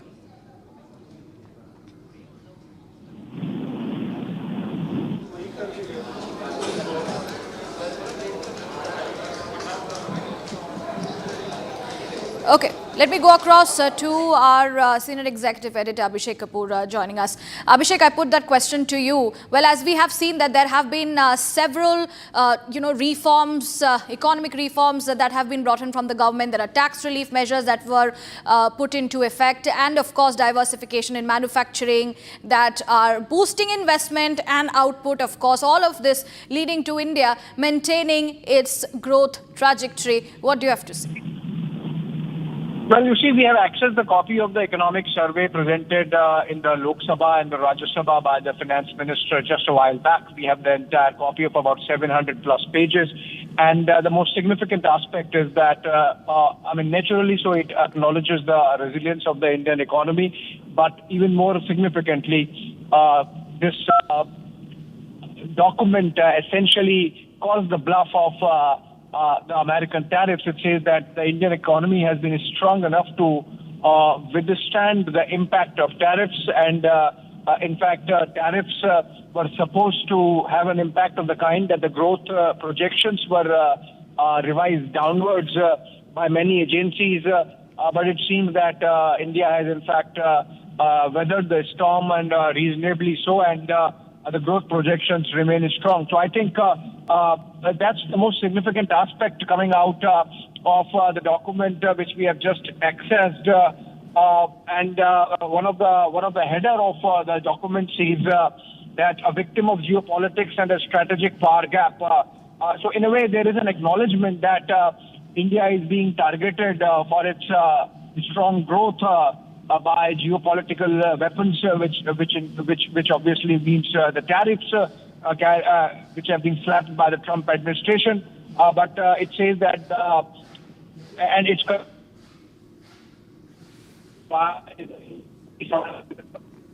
psychological. That's right. Abhishek, thank you for joining us. Let me go across to Pranav, who continues to be with us on the broadcast. Pranav, over to you. Take us through all the developments that are coming in as we access the survey. See, we are just about going through the economic survey document, but the most important keyword or the buzzword, so to say, that has emerged out of the document is obviously the tariffs. I would in fact want to take you through one of the most important paragraphs that the survey mentions about tariffs is that initially tariff of about 25% was expected. In April, India was expecting to touch an early agreement with the US, but everybody was surprised when the agreement did not happen. This is what the economic survey mentions, and it goes on to further say that in reality growth accelerated. So it is noting that on one side India was not so much affected by tariffs, though there was an expectation, but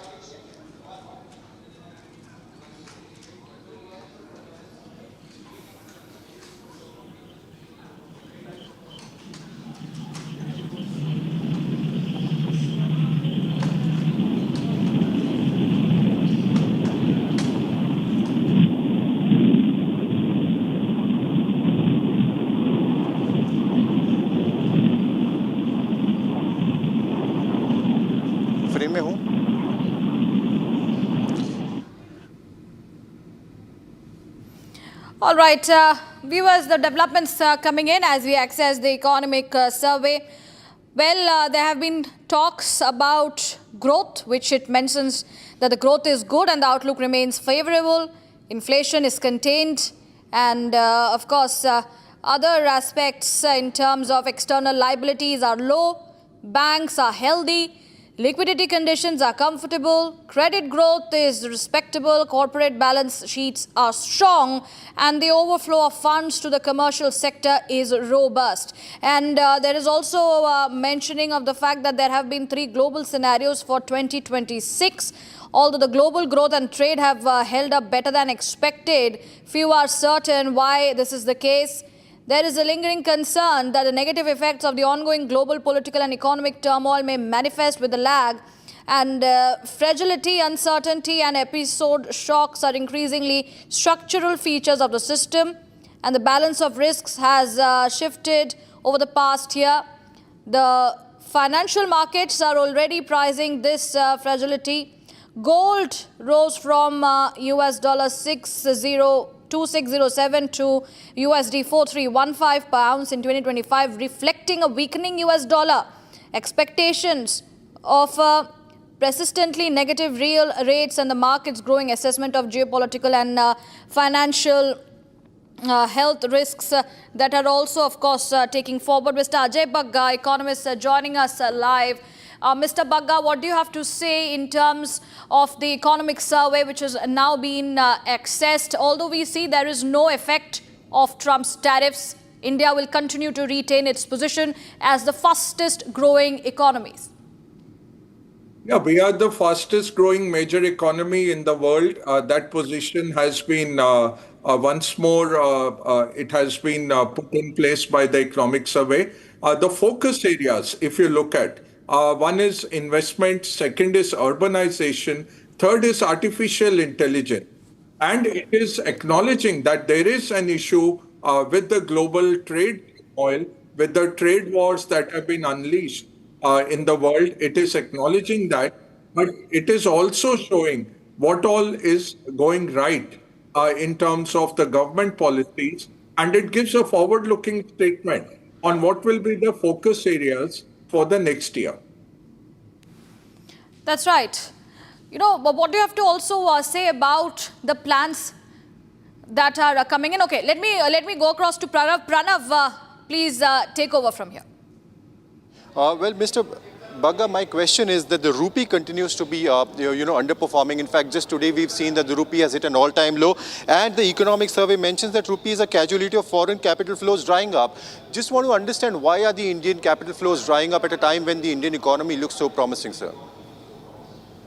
Pranav, the issue with India started with the valuation of the Indian markets, and we saw. Should I stop? No, please continue, sir. Okay. We saw some FPI outflows based on the valuation. Second, if you see the incremental funds that are coming across the emerging markets, a lot of that has gone into companies and countries with artificial intelligence specialists. So we lack companies and sectors which are very directly linked to artificial intelligence. That has been an issue. The rupee fall, if you see, has been based on the lack of a trade agreement with the US. Second, we have seen these continuous outflows by the FPIs, which has caused this weakness in the rupee. We have underperformed last year, both on the stock market as well as on the rupee versus other emerging countries. But again, our outlook is that earnings will recover this year, and you will see outflows being converted into inflows. The economic survey talks about an imminent US trade deal, which will happen within this year. So all those are positives, Pranav. One more thing is that the survey also mentions that the global environment is fragile, but the Indian outlook is positive. What are some of the tailwinds that you're expecting in the months ahead? Yeah, it's a very good question. We are the fastest growing major economy in the world. In fact, India really stands out if you look at IMF or World Bank or any other surveys. We are an order of magnitude higher than major economies in terms of our growth. The tailwinds are the good work done by the government over the last few years, where we have spent a lot on infrastructure. That comes back in terms of a GDP multiplier, and we are seeing those benefits coming through. The PLI schemes have been quite successful, and the focus is on increasing manufacturing jobs, skilling, urbanization, and getting Indians onto the global supply chains. Looking at import substitution very closely, we have $100 billion trade deficit with the Chinese.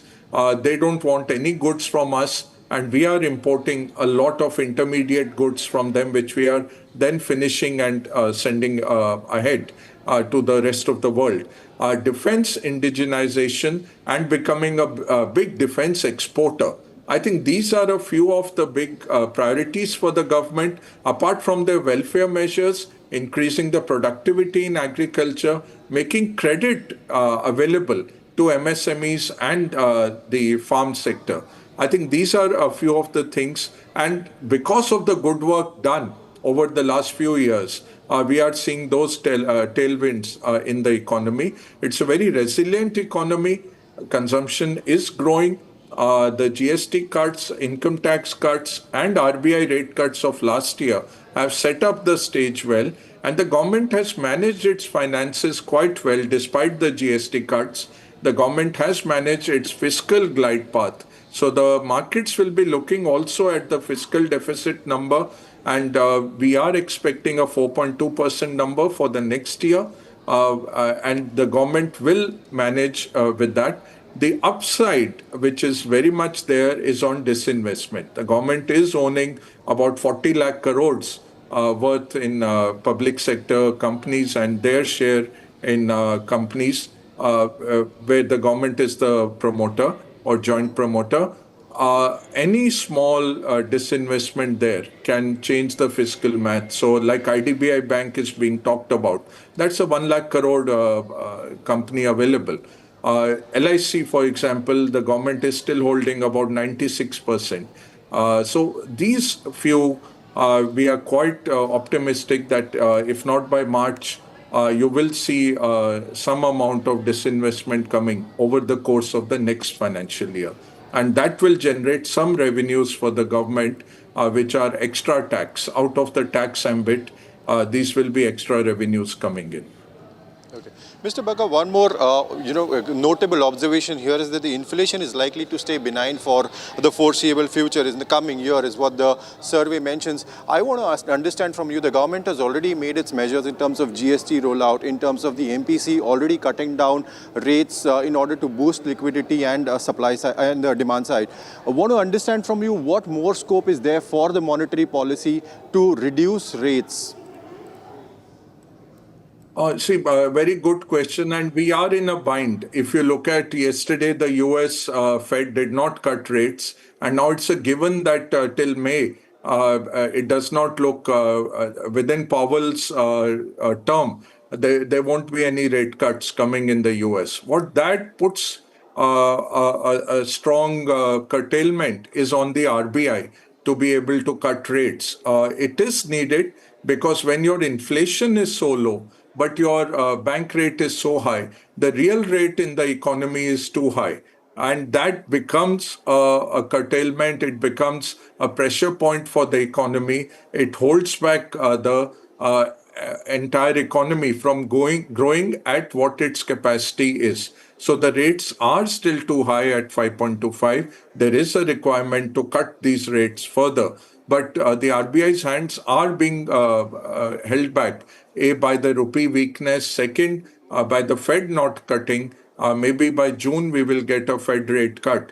So that makes it difficult, but definitely domestically there is monetary space. The rates are still too high. Easily a 50 to 75 basis point rate cut can come over the next 1 year.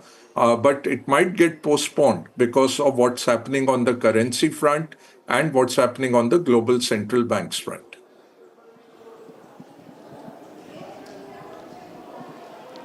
Another important observation in the economic survey is also about the agriculture sector. So which are some of the sectors that you believe are likely to, get the tailwinds once again of the performance that we witnessed over the past year gone by and the budget reforms that may come on Sunday?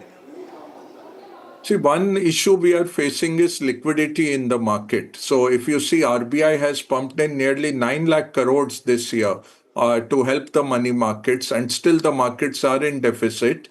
That main reason for that is RBI is selling dollars and buying rupees in a bid to defend the rupee. What that does is it sucks out liquidity. When liquidity goes out of the market, that's like oxygen. So for the industry, for the markets, liquidity is very critical. The government and RBI are working very closely to address that issue.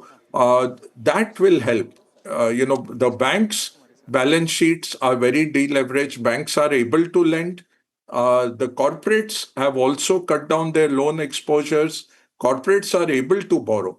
But the private capex is not coming because your capacity utilization has still not reached levels where you need to put on new factories. The PLIs, the government subsidized schemes are working. So we have had a huge turnaround in, say, defense exports, in electronic exports, all the EMS sector. That has done very well with the government support. Solar is doing very well. Renewables are doing well. More sectors will need to come in for this. So I think beneficiaries from the budget will be consumption. First of all, government is very cognizant of that. Nearly 65% of our GDP is predicated on private consumption. So we have to make sure that there are measures which put more money in people's pockets and help them to consume more. GST, income tax is done. That will continue, and maybe some more measures. Second is how to bring back private investments. That is very critical. Government has done the heavy lifting. They will continue to do the heavy lifting in creating infrastructure in defense, railways, ports, airports, aviation. All these spending government has done well. That is needed. Third will be manufacturing. We cannot become Viksit Bharat without having a very strong manufacturing backbone. And government has plans sector by sector, industry by industry, with PLI schemes, with other schemes. I'm sure we will see some of those getting announced in the budget. So big beneficiaries, I would say consumption themes, agriculture themes, fertilizer companies should do well. We are hoping for an enhanced allocation to the farm sector, which will help all the industries connected to the farm sector, from tractors to tillers to chemicals to fertilizers and banks, which are big suppliers of credit to the sector. Second, we are looking at some PLI schemes, at least a mention of that. You don't need to bring them in the budget, but the allocation that we see, that will be critical. Defense should get a big boost. Railways should get a big boost from the budget. Road sector, so construction, and related to that, cement, all these would be beneficiaries from the budget, is my perspective. In fact, what we are expecting thus is obviously the capital flow, that is the capital expenditure that the government has been doing. We are expecting that to get a further boost in this budget. Agriculture, manufacturing are some of the sectors. Abhishek, in fact, we having the document that's been uploaded on the Finance Ministry website. What are the first things we're getting from the economic survey? Well, you see, it's going to be a while before we go through the entire document. At 736 pages, it's perhaps the longest economic survey in recent history. And we can go to Ajay Bagga on that. But my quick takeaways, that one, it underscores the resilience of Indian economy by saying that the macros are fantastic and that we have weathered the headwinds very well. In fact, it goes on to say that India has been of late a victim of geopolitics, and by which, of course, we know the Trump administration-related headwinds that not just India but rest of the world is also facing. But specifically on the issue of tariffs, the fact that it was a double whammy apart from 25% that Trump levied on us. Another 25% was levied because of our purchase of Russian oil. So in that context, it mentions that despite those double tariffs, so to say, India's economic growth has been resilient and in fact has beaten expectations, and that gives them and the government really that much headroom to take the reforms process, which Prime Minister mentioned as reforms express even further. You can take comment from Ajay Bagga on whether we have actually been a victim of geopolitics, as the economic survey says, and whether we have really weathered it at a level which the economic survey acknowledges in terms of both the government being fiscally conservative, sticking to targets, not just sticking to targets, beating the targets, and then delivering on growth trajectory. It also mentions that private capital also needs to be crowded in, and on that maybe Ajay Bagga can throw more light as to how that has to happen, because that's something which has not been happening for a while. Mr. Bagga, your comment on this. In fact, what Abhishek is saying is that despite, I mean, are we really a victim of the, so to say, trade game or a tariff game that played up? But we were expecting that a trade deal with the US would be signed earlier, but it wasn't signed, despite which the Indian economy has emerged victorious over the past year. What are your comments? Are we a victim, or we've really played the card well and come out victorious out of this entire equation that we saw unveiling? Yeah, we have been singled out, so we are victims to that extent. China is not pulled up. Even Scott Bessent, the comments that he made, that India is responsible for Ukraine. China is the biggest trade partner of Russia, Turkey, Europe itself, US itself buying uranium worth billions of dollars from Russia. They conveniently forget all this when they comment on India. So yes, India has been singled out to be made an example of because of our BRICS leadership, because of our G20 leadership, and our independent policy stance. So yes, very much. Has India played the cards well? I think fabulously. And history will be very kind to the way the government has played the cards over the last 1 year. They have been resilient. They have been polite. They have been diplomatic. They have followed all the international rules and not got into a street side scrap, despite grave provocations from various quarters. So I think it's been handled well. How does it go ahead? I think the EU FTA announcement is positive. Now we have to see that it gets passed in the European Parliament and it goes to each sovereign nation and gets passed. It's a win-win deal. If you read the fine print, India has been more than generous in opening up its market, and the European Union has been very generous. So it's creating multilateral partnerships, and India foresaw this. I think it's hats off to the PMO and to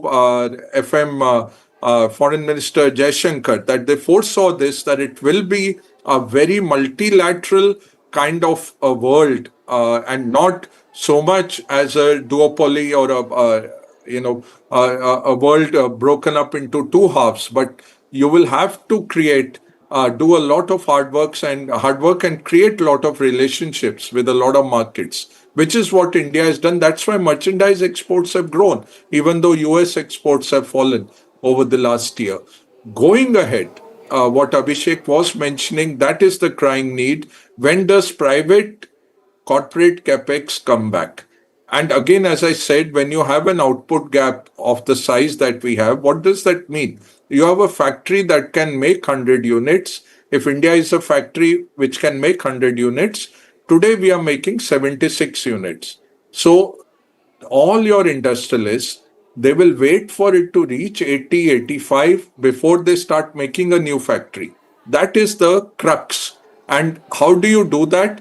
You do that by fiscal spending. You do that by subsidizing, setting up new factories, by helping them export. If you have surplus capacity onshore, you export that surplus capacity. All those tick marks, if you see, the government has been ticking mark. So, unfortunately, whenever I talk, I'm labeled as a bhakt and, mislabeled as that. But we have to give the credit where it's due, and we criticize where it's due. I think where we needed some earlier lifting was the GST cut. It should have come earlier. RBI has not cut rates as much as we should have. The interest rate, the real interest rate is very high, and policies on the foreign capital.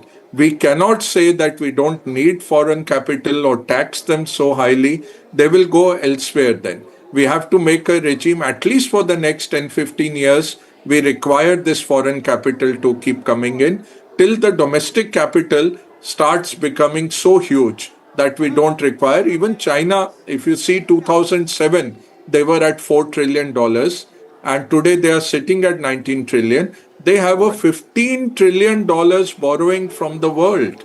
We have zero. We are virtually zero. It's not even worth talking about.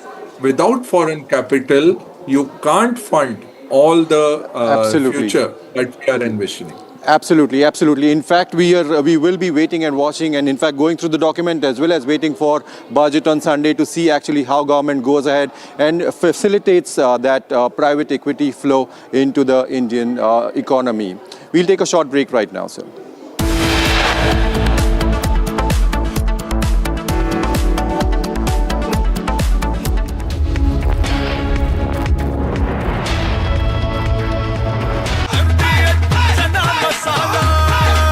अब छोलिया हो या लोबिया, सफेद चने या काले चने, सब कुछ मजेदार बने।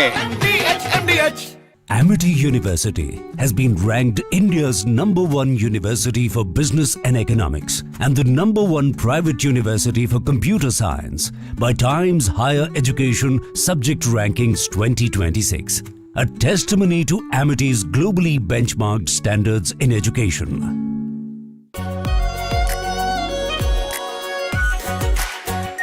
Our pure Shahi Paneer Masala. Delicious, healthy, every day.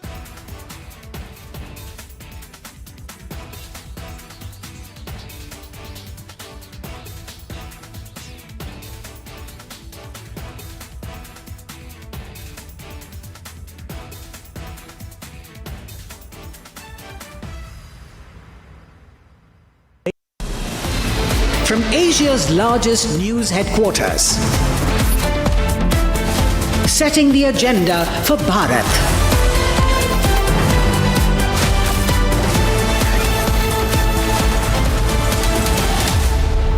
watching Republic.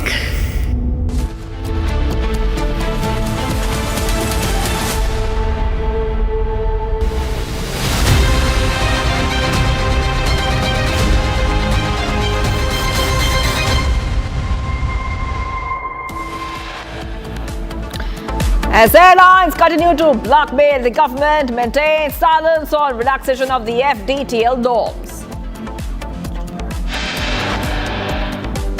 2023 crash report on Learjet highlights similar unexplained flip of aircraft as seen in 2026. No final report given. Is there a cover-up? Unexplained flips in 2023 and 26 Learjet aircraft. Experts question why similar crash took place. Sanjay Kapoor legal battle in court. Delhi High Court issues summons to Priya Sajdev in plea filed by Rani Kapoor. के साथ हुआ ये समझौता हमारे देश के मछुआरे, हमारे देश के किसान, हमारे देश के युवान, सर्विस सेक्टर में जो लोग विश्व में अलग अलग जगह पे जाने के उत्सुक हैं, उनके लिए बहुत बड़े अवसर लेकर के आ रहा। Prime Minister Modi lords India EU FTA says deal to script next chapter of India's growth story.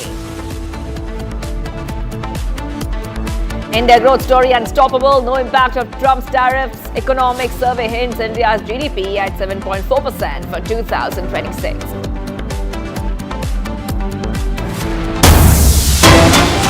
With the 2026 Tamil Nadu Assembly elections approaching, speculation is growing that the former AIADMK leader O. Paneerselvam could eventually realign with the NDA as parties within the alliance, including the BJP and the TTV Dinakaran-led AMMK, are actively engaging on seat sharing and broader coalition strategy, raising the possibility of super NDA. This is a huge update coming in, viewers. Will OPS be reuniting with the NDA? After TTV Dinakaran, OPS could join the NDA, and that means if this happens, the super NDA would be including the BJP, the AIADMK, TTV, Ramadas, OPS and others. This is a huge update coming in on Republic TV because there was an option which was given to the expelled AIADMK leader O. Paneerselvam to return to NDA as an ally of AMMK. And it looks like he will take that option and join the NDA. Shradha joining us live. Shradha, big updates coming in. OPS is hinting he will reunite with the NDA. Well, right, Shivangi, OPS left the NDA factor in last July 2025.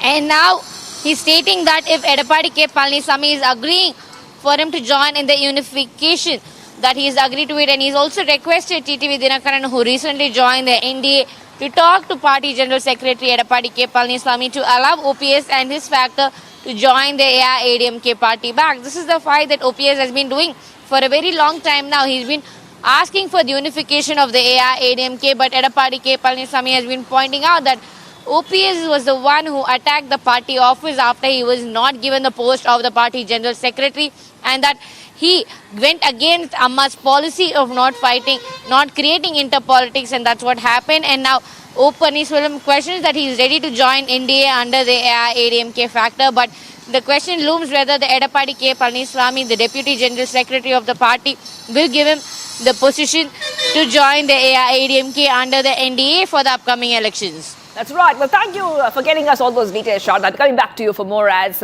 we approach the Tamil Nadu elections. A brief disruption was reported in Kerala's Palakkad when a woman offered namaz in the middle of a busy road, triggering traffic chaos and a tense situation at the junction. Here's more.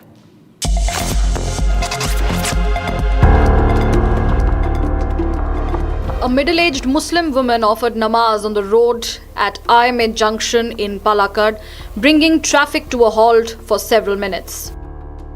Commuters objected to the act, leading to a brief altercation at the spot before the police arrived and brought the situation under control. The police took the woman in custody to prevent further disruption and ensure public safety.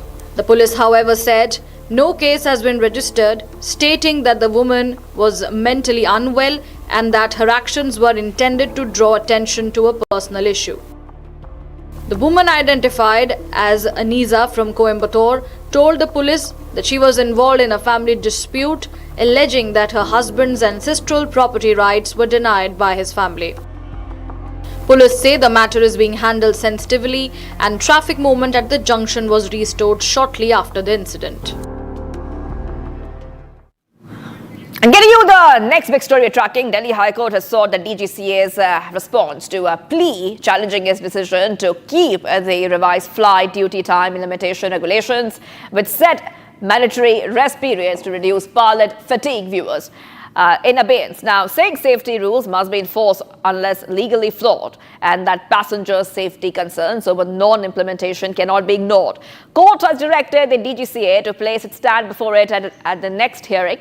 On the heels of a massive operational crisis, the representatives from India's leading airlines, including Indigo, Air India, SpiceJet and AirAsia, met with the Secretary of Civil Aviation and senior government officials earlier this week to push for a permanent relaxation of the revised flight duty time limitation norms. So this is one of the big stories that we are tracking here, viewers on Republic TV, and we're waiting for more updates to coming in because Delhi High Court is seeking the DGCA stand on keeping the FDTL rules in abeyance. So let's go ahead, viewers, to some of the other stories that we are tracking on Republic TV. All right, this is coming in as the Supreme Court puts the UGC norms on hold. So big updates coming in, viewers, on Republic TV. And we'll get you the latest coming in here as a fresh update has come in here. This is coming in as we see that this was a plea against the UGC equity regulations. And the Supreme Court is hearing, as we speak, it's hearing this. This is Supreme Court pausing implementation of new UGC rules. Big updates coming in, viewers. Supreme Court has commenced its hearing earlier on the public interest litigation over UGC's new regulations on caste discrimination, which it has argued are unfair towards general category students. And the top court has earlier agreed on the urgent listing of the plea. So the latest update coming in, CGI on UGC hearing, we cannot go further backward. They're saying prima facie language of regulation is weak. CGI on UGC. So we're getting these updates coming in from the top court here. And as we keep getting our viewers more updates, let's tell you exactly what is happening right now. The Supreme Court is hearing on the UGC regulations, and it stayed UGC's new regulations, viewers. The plea was challenging UGC's new regulations was started in the Supreme Court bench led by the Chief Justice of India, Suryakant, and Justice Bakshi taking up the matter. And the hearing is continuing. We're getting you all these updates coming in. Let's go straight to Shravan, our Deputy Executive Editor. Shravan, getting us top updates from the court. Over to you, Shravan. Well, in fact, the Supreme Court was basically hearing the petitions that was filed challenging the UGC regulations. In fact, this was the petitioners have been represented by Advocate Vishnu Shankar Jain, and they've essentially questioned Section 3C of the rules, which they say is discriminatory in nature. In fact, Vishnu Shankar Jain, who's basically argued before the court, said that the definition of discrimination under the UGC regulations is essentially flawed.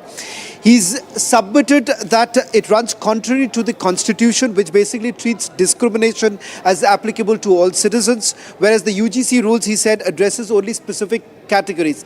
It is about the inclusion of the other backward classes as far as these rules are concerned, which there has been large-scale protests that have basically taken place on the ground, saying that this is discriminatory in nature and perhaps could also be in a manner that could be also misused against the upper castes. And the fact of the matter here is that several of the lawyers had basically issued an ultimatum. A section of the Allahabad High Court had given the government about 48 hours of an ultimatum to withdraw the regulations. There has, of course, been a political fallout also that has basically taken place on this entire matter. But in the court, it seems now with the matter being taken up after multiple petitions that were basically filed in which they have challenged the amendment that has been brought in as far as the rules and regulations are concerned.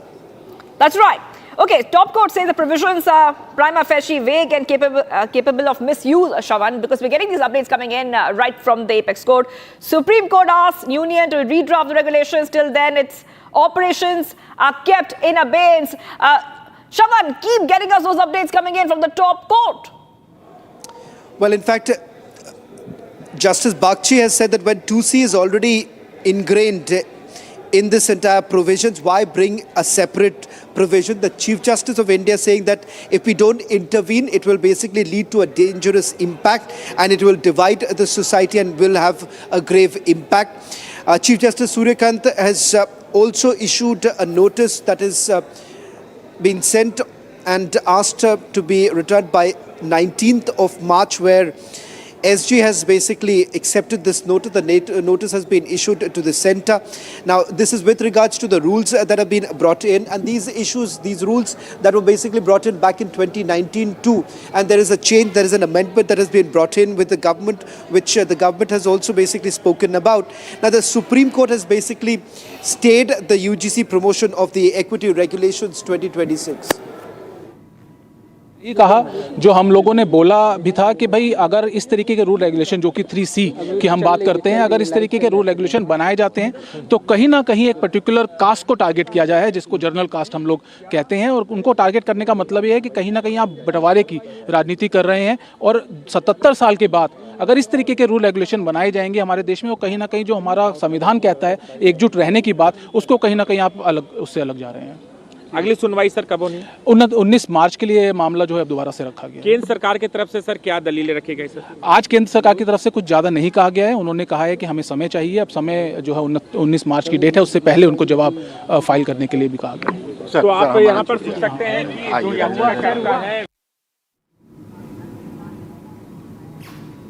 All right, getting these updates coming in, viewers, we'll try to get, of course, go ahead and get more on this story. This is a huge update we're getting for our viewers. And the latest is that the UGC norms of 2026 has been put in abeyance until centre redrafts it. So breaking news coming in on this. This is coming in the backdrop of the Supreme Court also asking the centre to redraft the UGC regulations and saying the provisions could be misused. Huge updates coming in, viewers. Remember, these regulations were earlier formulated with the objective of promoting equity in higher education, but was opposed. We also saw that there was a lot of controversy over this. There was an uproar of social media. There was a lot of protest. And many had expressed how the terminology caste-based discrimination is defined in the UGC regulations. Opposed that, we saw that many petitions were being filed in the Supreme Court contending that the regulations promoted discrimination against the general classes. Another petition challenged Regulation 3C, which defines caste-based discrimination, contending that the provision should be caste neutral. So we have seen in the past few days itself that there have been a lot of widespread debates and protests in different parts of the country on the ground of the apprehended threat to the general category. Now we see that the big update coming in here in public TV is that the Supreme Court has asked the centre to redraft the UGC regulations. माननीय supreme court ने जो UGC regulations नए नियम पास किए गए हैं उस पर सुप्रीम कोर्ट ने रोक लगाई है, उसको एबियंस में रखा है और सुप्रीम कोर्ट ने अपनी पावर्स को एक्सरसाइज करते हुए अंडर आर्टिकल 142 जो यूजीसी रेगुलेशंस 2012 हैं उनको इन ऑपरेशन किया, उनको प्रभावी किया। अगला कदम क्या रहेगा, क्योंकि इस पे सुप्रीम कोर्ट की तरफ अब सुप्रीम कोर्ट ने इस मामले में केंद्र सरकार को और सारे पक्षकारों को नोटिस जारी किया है और इस मामले की अगली सुनवाई 19 मार्च को निर्धारित की गई है। 19 मार्च को क्या कुछ होने की संभावनाएं हैं? अब ये तो कोई व्यक्ति प्रेडिक्ट नहीं कर सकता है। केंद्र सरकार से जवाब मांगा है, केंद्र सरकार अपना जवाब देगी, फिर मामला आगे बढ़ेगा। मेन काउंसिल नहीं आएगा, वो जा रहा है सर इंग्लिश में कर देते हैं। The Supreme Court today has put a stay on the UGC. Yeah, today the Honorable Supreme Court heard our writ petition challenging the UGC regulations which have been enacted recently. The Honorable Supreme Court has stayed the UGC regulations and has kept them in abeyance. The Honorable Supreme Court, in exercise of powers under Article 142, has directed that UGC regulations 2012 will be in operation till further orders, and the matter has been posted for hearing on 19th of March. Thank you so much. All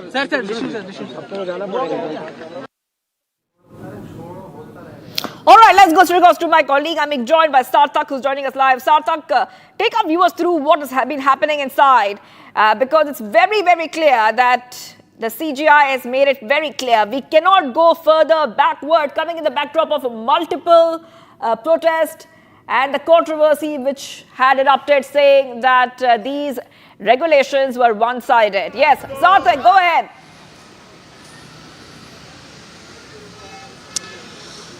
Yes, absolutely, Shivangi. I'm right outside the Delhi High Court, where the court has raised some really pertinent questions. The first and foremost question the Delhi High Court has raised is that why the DGCA rules, the DGCA has failed to implement the FDTL rules that were passed earlier. The fact that it has been put on pause, the fact that these rules were supposed to be implemented to monitor and keep a track of all the working hours of the pilot. It was concerning the pilot fatigue and the safety of the passengers. And the Delhi High Court has also pointed out that the safety rules must be followed. The safety rules have to be followed till the time they are not illegal. And to give a little background on the case, the DGCA had earlier notified the new pilot duty rules, but later it was kept on hold after the chaos that took place, especially with Indigo, and all the flights were cancelled, the flights were delayed, due to which it was kept on hold for a while up till, I believe, February 10. But now the latest developments simultaneously have taken place, where various airlines, Indigo, Air India, SpiceJet, Air Asia, they have met the Civil Aviation Secretary and they are demanding, that these new set of rules. I'll come back to you, Sarthak. Sarthak, I'll come back to you. I want to go across to my colleagues. I think we have Shivam and Hina joining us live from our newsroom. Coming across to you, Shivam, we have the new date, and Hina, we have the new date for the next hearing. That I think that's on March 19th, the next date for the hearing. Yes, go ahead. Yes, definitely, Hina. You have been tracking all the developments that were happening. Now, the petitions against the UGC equity regulations were filed by Mrityunjay Tiwari, Advocate Vineet Jindal, and also Rahul Dewan. They contended that the regulations promoted discrimination against the general classes, and it can be said that court held it abeyance. All right, so the entire matter was replacement of UGC 2012 norms. There was a call that caste-based discrimination needs to be combated, and that is why UGC new norms were put in place. But Supreme Court heard the matter today and said that we cannot go further backward and we cannot replace these norms with the new norms. So as of now, Supreme Court has put the UGC 2026 new norms on hold. Now, of course, we have received hard-hitting arguments from the court, who has said that if we do not intervene, it will divide the society, is what the Supreme Court has said. Shivam, what more can you tell us? Definitely, let's head on to more arguments that were made in the courtroom. Now, the petitioners have clearly mentioned that all citizens may be Shivam and Hina, protected. hold on for a second there. Hold on for a second there. Swapnil Kothari is joining us, advocate. Thank you for joining us here, Mr. Kothari. Your first reaction, UGC norms will remain in abeyance. The next hearing is later in March. How do you read this? Because this is coming after a lot of protests, a lot of controversy, with many saying earlier that these norms were one-sided. The Supreme Court in its wisdom has decided that after 14 years, when you redraft the norms, especially after 2012, I think those are the old norms, and in 2026, you've come out with the new ones. All it is but nothing but an old wine in a new bottle. So if there is no fundamental difference in what you've said in 2012 and what you're saying now, then it makes no sense to us, because 2012 was obviously archaic, was not in consonance with the times. And now in 2026, again, there are these widespread protests, debates, and all those debates and all those protests are not politically manufactured. But some of them could be even legitimate. So if they've gone on reading the norms, and some of the judges have even asked that why this particular clause has been mixed up with this, why this, why not that, etc. So what they're trying to say is that they are trying to make a headway out of that themselves. And if they are not able to make proper sense out of the norms that are there before them, then I don't think that they can pass any judgment. So they've decided that it's best to put it on hold. And, if the government come up with drafting better ones, if they can come up with drafting a better set of norms, then I think they can place it before the Supreme Court and then argue afresh on either side. But basically, the fundamental point that the court is trying to make is that we have to be convinced that this is not discriminatory, that this is based on proper discrimination. And if there is discrimination, it is discrimination in abeyance and allowance with the Constitution. So, there is a legitimate difference between the discrimination that you're doing between the two issues at hand, and also, as we call it in law, as intelligible differentia.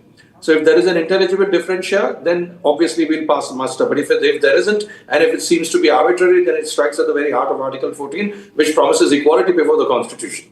So if it strikes at the very heart, then obviously it's, some people become more equal than the others. And that's the reason why the Supreme Court is saying, let it rest for the moment. Yes.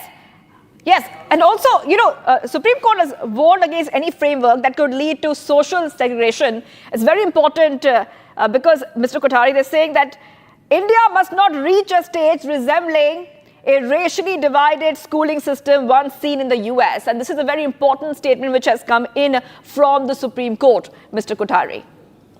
Yes, absolutely. And there is no question about the fact that the Supreme Court wants to avoid racism at all costs. And in any form of a segregated community, scheduled caste, scheduled tribes, caste, religion, sex, anything of that sort is something which comes right into the heart of equality. So the Supreme Court is saying that we don't want to do things which have happened in the US and then things have taken time to unfold, or to, there has been significant upheaval, and, a lot of things have had to be reversed and all of those things. So when you have affirmative action, which is what they call in the US as what we call here reservations, then the affirmative action better be equal, perpetuate equality. And if it doesn't perpetuate equality, then it is bound to be reversed. So this is something which the Supreme Court does not want, because in this country, things take a lot of time to be reversed as well, as much more than what they take time to set. So that is what the Supreme Court is warning against. Mr. Kothari, I wanted to hold on because our colleagues are in the newsroom. We are joined by Hina and Shivam. And, and Shivam and Hina, as we have been following the story very closely, we have seen so many protests. We have seen a lot of critics say it's one-sided earlier. A lot of controversy, especially on social media, had erupted. Yes, Shivam and Hina. Definitely, multiple petitions were being heard, and by the Supreme Court, that were filed in the Supreme Court by the activists, students, and also the lawyers arguing the regulations. The primary arguments that it was a violation of Article 14, Article 15, and Article 21, which means equality and non-discrimination under the Constitution. Now, that was something that needs to be held. That was something that needs to be stopped. Now, the Supreme Court kept the law in abeyance because it temporarily halts its enforcement right now. ईश्वर की कृपा है, महात्मा गांधी के आशीर्वाद, हमने निकलते ही महात्मा गांधी जी से आशीर्वाद आज मांगा है, आज उनकी ही कृपा से सत्य की जीत हुई है। और सत्यम जी, अब अगली तारीख कब मिली है? अगली तारीख 19 मार्च की है। 19 मार्च की जी, ठीक है। केंद्र सरकार से जवाब मांगा गया? केंद्र सरकार से जवाब मांगा है। केंद्र सरकार को इशारा कर दिया गया है कि आप इसमें सलाह लीजिए, इसमें और विद्वानों से करिए, और ये नहीं चलेगा रेगुलेशन, और ये रेगुलेशन जाएगा। हमारी कोशिश है ये रेगुलेशन पूरा जाए, हम इसमें अमेंडमेंट से नहीं, ये पूरा रेगुलेशन जाए और ऐसा कानून बने जिसमें किसी भी प्रकार का किसी भी बच्चे को फाल्सली इम्प्लीकेट करने का कोई भी चांस स्कोप ना हो। अदरवाइज पॉलिटिकल पार्टी जो उनके प्रवक्ता बैठे हैं बच्चों को फंसाने के लिए। कास्ट का कोई अब पर्टिकुलर देखिए, हम कास्टलेस सोसाइटी चाहते हैं। अगर आप अभी किसी यूनिवर्सिटी कैंपस किसी हॉस्टल में चले जाएं, ठंडियों का सीजन चल रहा है, एक ही रजाई में जनरल और ओबीसी का बच्चा बैठा हुआ मिल जाएगा आपको। आपने ऐसा बना दिया कि जैसे जी यूनिवर्सिटी डिवाइडेड है, मतलब क्या सोचा इन्होंने, खैर ईश्वर जाने। ठीक है। Okay, let's go back to Swapnil Kothari, getting these reactions coming in. And Mr. Kothari, like you were giving us a forward look. We are coming to know that now we see that the 2012 rules will be enforced until further orders. How will that play out, Mr. Kothari? Well, you keep drinking the old wine, and as long as the new bottle refashions the laws which seem to be archaic, you continue with them. You can't. The Supreme Court obviously cannot junk the 2012 regulations at the same time withholding or putting 2026 regulations on hold. So the Supreme Court is taking a very wise view and saying that continue with 2012 unless and until we come to a conclusion on 2026. Now, the bite that you just ran. That is a typical bite that we lawyers give, when we want to put forth our perspective. And in as much as what he said that, the OBC and the regular people are, joined together and all of those things, and, it's a caste-based society. Nowhere in the world are you going to be able to eliminate caste and discrimination in a total manner. से ये था कि ये गलत है, constitutionally it can not be possible, और आप ऐसा कह नहीं सकते, और कहीं ना कहीं ये मैसेज, गलत मैसेज जो है वो इस 3C की तरफ से जा रहा था, जिसको हमने लेकर आज बहस की थी। और जो हमारे CJI हैं उन्होंने इस बात को माना कि बिल्कुल 3C जो सेक्शन है वो कहीं ना कहीं बहुत बड़े इंप्लीकेशंस यहाँ दिखा रहा है, और चिंता जाहिर की, और इसीलिए इसको स्टे भी किया गया। साथ साथ हमारा आर्गूमेंट ये भी था कि जो सेक्शन 8 के अंदर जो इक्विटी कमेटी बनाने की बात की गई थी, वो इक्विटी कमेटी की जो बनाने की बात है, हम उसको लीगली चैलेंज कर रहे हैं। हमारा ये कहना है कि उसको बनाने का राइट यूजीसी के पास नहीं है। वो कमेटी या तो यूजीसी सेंटर लेवल पे फ्रेम कर सकती है, नहीं तो कॉलेजेस के स्टेट लेवल के ऊपर वो कमेटी जो है फ्रेम नहीं की जा सकती। साथ साथ उसके अंदर जनरल कम्युनिटी का रिप्रेजेंटेशन को लेकर कोई भी बात नहीं कही गई थी, जो कि गलत है। जब सब कम्युनिटीज को आप रिप्रेजेंटेशन दे रहे हैं तो कहीं ना कहीं वहाँ पे समानता के अधिकार के साथ आपको जनरल कम्युनिटी का भी रिप्रेजेंटेशन वहाँ होना चाहिए था। इसके साथ आर्गूमेंट एक और था कि जो शिकायत करने की जो प्रक्रिया है, उसमें अगर कोई शिकायत झूठी करता है तो उसके ऊपर क्या एक्शन होगा, या फिर कोई शिकायत बार बार करता है तो उसके ऊपर क्या एक्शन होगा। तो इस चीज़ को लेकर भी यहाँ आज बात की गई, और CJI ने इस बात को माना कि बहुत सारे फॉल्स हैं यहाँ पे जिनको भरने की जरूरत है, और इसी को लेकर एक सजेशन CJI की तरफ से आया। उन्होंने ये कहा है कि एक कमेटी यहाँ पे गठित की जाए, जिस कमेटी के अंदर जो लीगल एक्सपर्ट हों वो होने चाहिए, जो एकोमोडेशन हो वो होने चाहिए, जो सामाजिक कार्यकर्ता हैं जो इस सस्पेक्ट के बारे में नॉलेज रखते हैं वो होने चाहिए। उसको लेकर कमेटी बने और रूल रेगुलेशन को दोबारा से देखा जाए, और ऐसे रूल रेगुलेशन बनाए जाएं जो समाज के लिए, हमारी यूनिवर्सिटीज़ के लिए और बच्चों के लिए सही हो और समानता के अधिकार को मैनेज करते हैं। अब अगली सुनवाई किस तारीख को होगी सर? 19 मार्च के लिए सुनवाई रखी गई है। इससे पहले एक पेटिशन जो कि 2019 से चल रही है, जिस डायरेक्शन के बाद ये रूल्स बने थे, उस पेटिशन के साथ लगा दिया गया है इनको। और अब तीन आज रिट पेटिशन थी वो जो इनकी सुनवाई थी, और अब तीनों रिट पेटिशन जो है वो 19 मार्च को सुनवाई जाएगी। Sir, the Supreme Court put a stay on the UGC. Yes, today the CJI has appreciated our argument as we are talking about three particular aspects. Yes.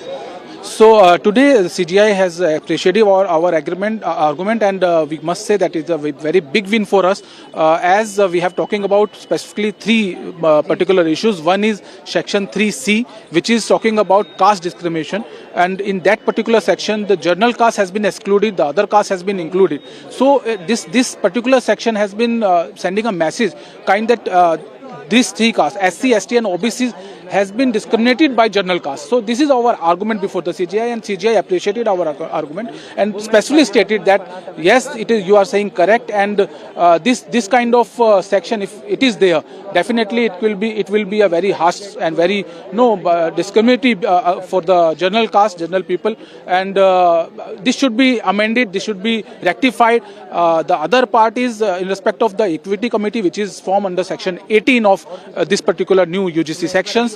We are specifically talking about this. There are no representation, no specific representation has been cited in this particular rules for the general community. CJI also admitted this argument also, and suggested that it should be a formation of a specific committee, which includes academicians, legal expert and social workers who has been a knowledge about this particular subject. And now this matter is passed for 19th March, and hopefully something good would be happen. Okay, being joined by Mr. Kapil Sankla, founder, Sankla and associate, joining us live. Thank you for joining us, Mr. Sankla. We are getting all these perspectives from our advocates. Mr. Sankla, what do you think the Apex Court was so concerned about that they have stayed these UGC regulations? As far as my understanding goes, the two concerns that primarily weighed heavy is that the vagueness of the guidelines, and because they're vague, there is potential of misuse. Now, you and I will agree that the Honorable Supreme Court in various other statutes, guidelines have also come out heavy on when certain sections or certain clauses have been vague. But having said that, to say that this is a huge win is very unfortunate, and the reason is this. Do we have a casteless society? The short answer is no. Can caste be eradicated anytime soon? The short answer is no. Today, certain people go to the court to say that the anti-discrimination rules, which were to protect the people or certain section of the society that were historically discriminated, discriminates us by not letting us being a part of it. Now, this is a very interesting argument to say that there is no discrimination. Today, a person from OBC also sits with a Brahmin in the same Razai. Somebody said that. And I asked him this, that does he first ask him, are you a scheduled caste or a scheduled tribe? So discrimination is there. It is there in schools, it is there in colleges. And the whole purpose today is to correct a historical wrong. You do not evaluate it by financial independence, because then India will never go to the Great Britain and say, please return our wares, because that's a historical wrong. And you're saying that irrespective of whatever we are doing, wherever we have grown, however economically, socially, we are now strong, but there is a historical wrong that you Britishers return our goods. And that's exactly what perhaps the argument today is. But to say this, that, oh, we are being discriminated as higher caste or upper caste, is, I think, one of the most vague arguments that I've heard. The Honorable Supreme Court, I think, has been swayed by a very limited ground, hopefully, that the rules which have been sought to be incorporated are vague and there is a potential for misuse. And that definitely has to be controlled, has to be looked into, because there have been other rules and regulations that have come in which have historically been misused, and those protections have also been brought in by the Supreme Court subsequently.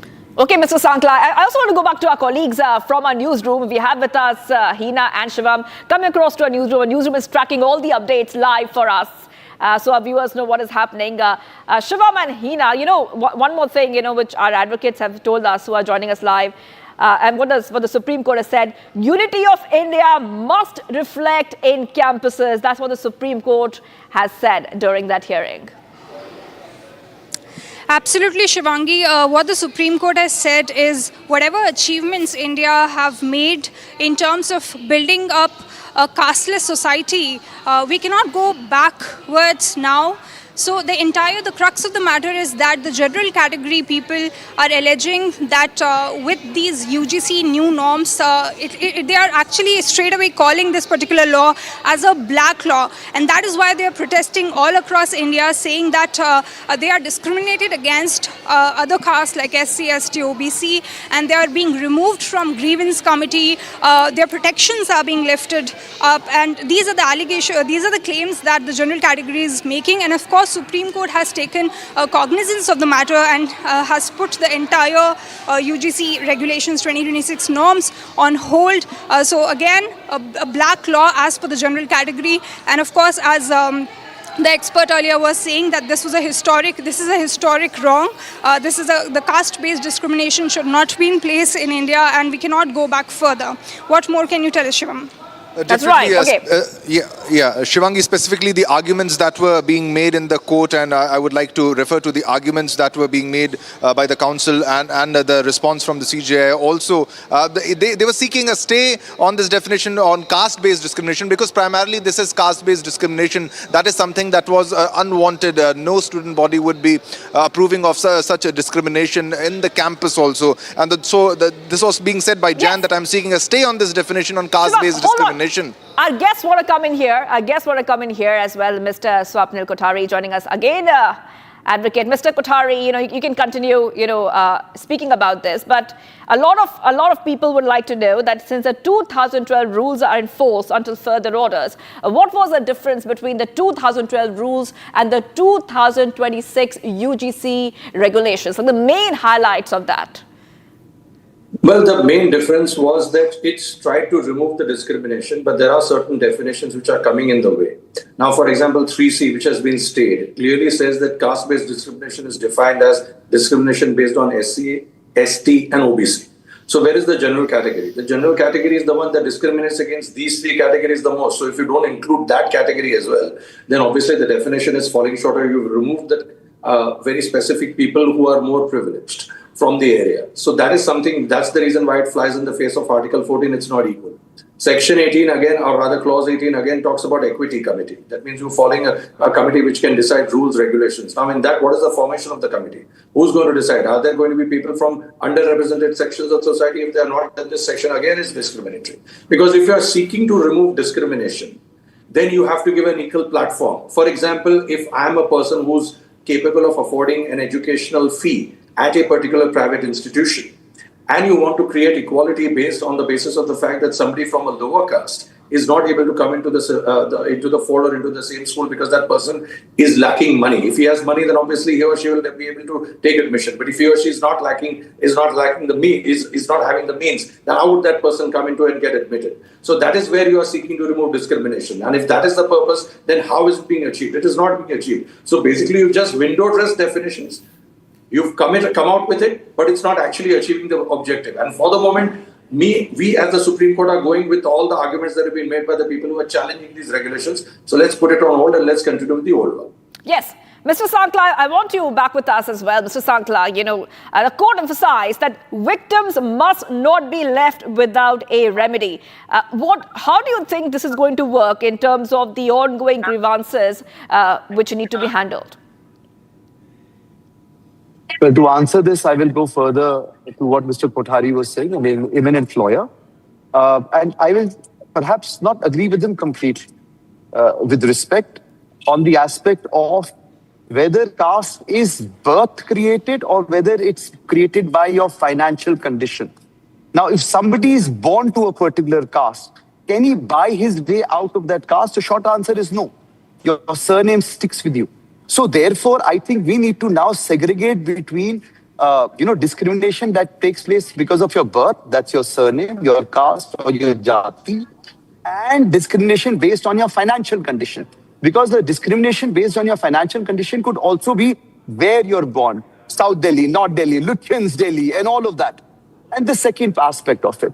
Now, if you're talking about discrimination to say that an upper caste gentleman says that I am being discriminated against, how are we? Are we going to call somebody Panditji and belittle him? Oh, obviously not. But if you're going to call somebody by a lower caste, we're of course discriminating against him, irrespective of whatever his standing in the society today is. And there have been judges and there have been IAS officers who've come on media and spoken about this. So we need to be cognizant of this fact, that if your caste, which is your birth, defines you, then your financial condition can never buy your way out of that situation. That is one. And secondly, for an upper caste to today come and say, oh, we are being discriminated against because we want to be a part of the society, consider this, that in a women harassment committee, can men and the same people who are harassing women say that, oh, we want to be a part of this because these complaints would be against us and we need a right to be heard to say that, oh, the woman was wearing something like this, not our fault, or something as vague as that? Obviously not.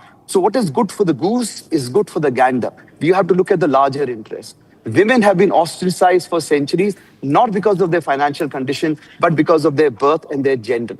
And we're talking about the same thing for a gentleman who's born to a lower caste. It's not about his financial condition, conditioning, wealth, or his position in the society today. It is about his birth and the historical wrong that birth has caused him. Right.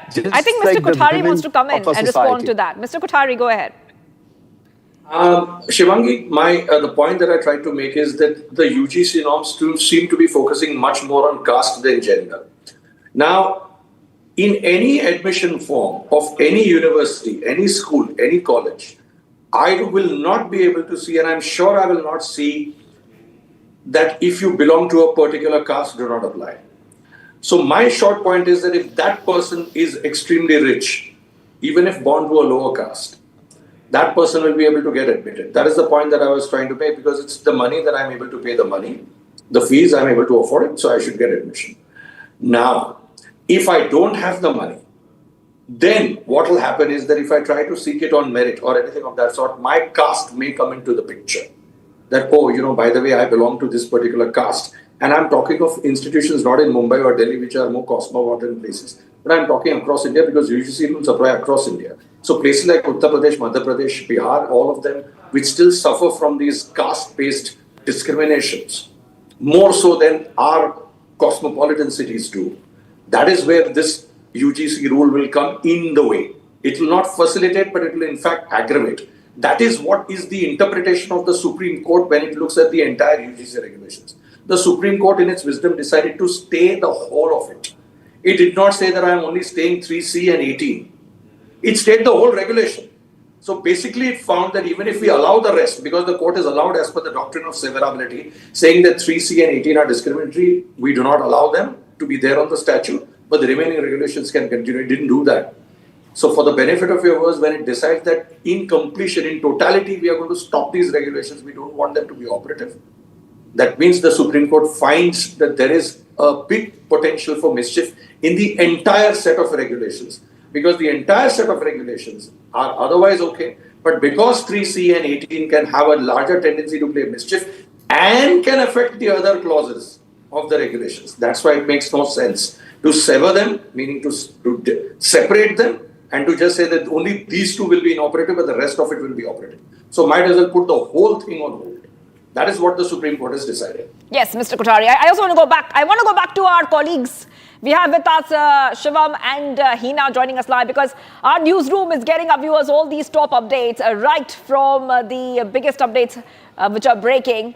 Shivam and Hina, what do you have for us right now? Because, I also will go to this and ask our guests who are joining us live. The petitioners had invoked Article 14 and this was very, very important, a bit of this hearing which had taken place. Yes, Shivam and Hina. Absolutely, Shivangi. The court in its order has said that the language of the order, entire order is very vague, is what the Supreme Court has said. Now the bench includes Chief Justice of India Suryakant and Zoimala Bagchi, and they heard the matter on Thursday, that's today. What they have said that union needs to redraft the norms and then only Supreme Court will have a look at it.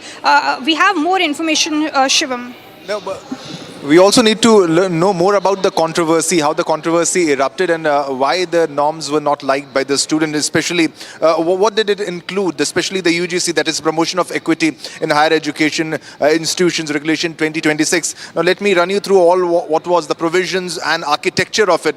Now it was asking for an equal opportunity center, which means a dedicated campus unit should be there to support the disadvantaged groups there and handle discrimination complaints. Now this only pertain to the SC, ST and OBC students, and there was no mention of the general category students there.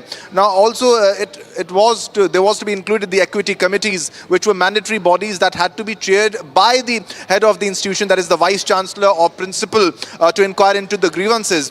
Now a diverse representation was also there. As per that committee must include representatives from SCs, STs, OBCs, women and persons with disabilities, but categorically there was no mention of the general class or the general category.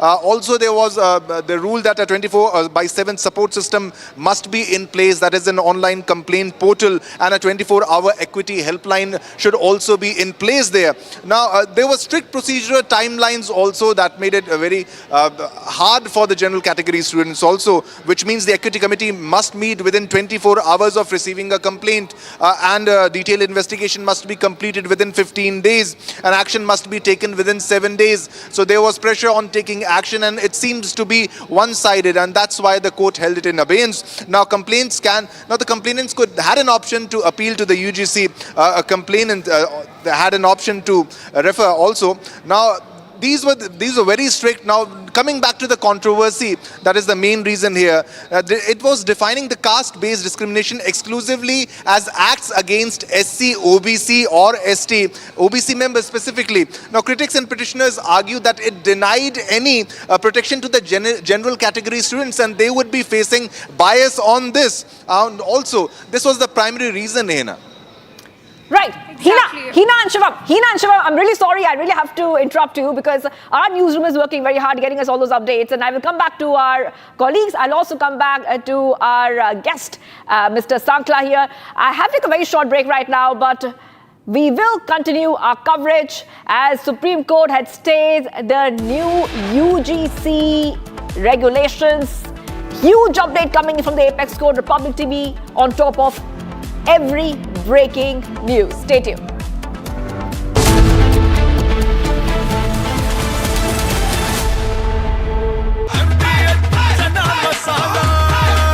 अब छोलिया हो या लोबिया, सफेद चने या काले चने, सब कुछ मजेदार बने। केसरिया से मन जोगी हुआ रे, दिल झूमे देखो मतवारा हुआ रे, केसरिया से मन जोगी हुआ। हर पल मनाओ केसरी त्योहार। विमल, बोलो जुबान केसरी। आर प्योर सूजी पास्ता उबालो मिलाओ और खाओ 8 मिनट में तैयार। क्या टेस्ट है सबका राजा R pure masala. In a major escalation between the White House and Wall Street, President Donald Trump has filed a massive lawsuit against one of the world's most powerful financial institutions. The president is suing J.P. Morgan Chase and its CEO, Jamie Dimon, seeking at least $5 billion in damages. No, I haven't stopped it. No, he debanked to me. So we'll see if that beats anything, but I think it should. You shouldn't be debanked. Get debanked if you don't have money or if you fall to have this great company, and all of a sudden I was told, no, you can't do that. It's so wrong. It's so wrong. I don't know what their excuse would be. Maybe their excuse would be the regulators. I don't know. But regardless, I guess it's a good lawsuit because every pundit has come out and said Trump has a great lawsuit here. You're not allowed to do what they did. Jamie Dimon, what he did, he's not allowed to do that. The lawsuit, filed on Thursday, January 22nd in Miami-Dade County State Court, centers on a controversial practice known as debanking. The president alleges that the bank has systematically denied services to him and his associated businesses, not because of financial risk, but due to political bias. This isn't just a dispute over a checking account. This is a high-stakes legal battle that accuses the largest bank in the United States of trade libel, bad faith, and violating state consumer protection laws. The core of the complaint is that J.P. Morgan Chase violated Florida's deceptive trade practices law. The legal team for the president argues that Florida law explicitly prohibits financial institutions from terminating accounts or denying services based on a person's political opinions, speech, or affiliations. According to the complaint reviewed by Bloomberg, Trump's lawyers state that, quote, debanking is a matter of public interest and significant importance to all consumers and businesses in the United States of America. They argue that J.P. Morgan... Supreme Court pauses at UGC's new rules and issues a notice to the government, citing concerns over the guidelines. Stay tuned.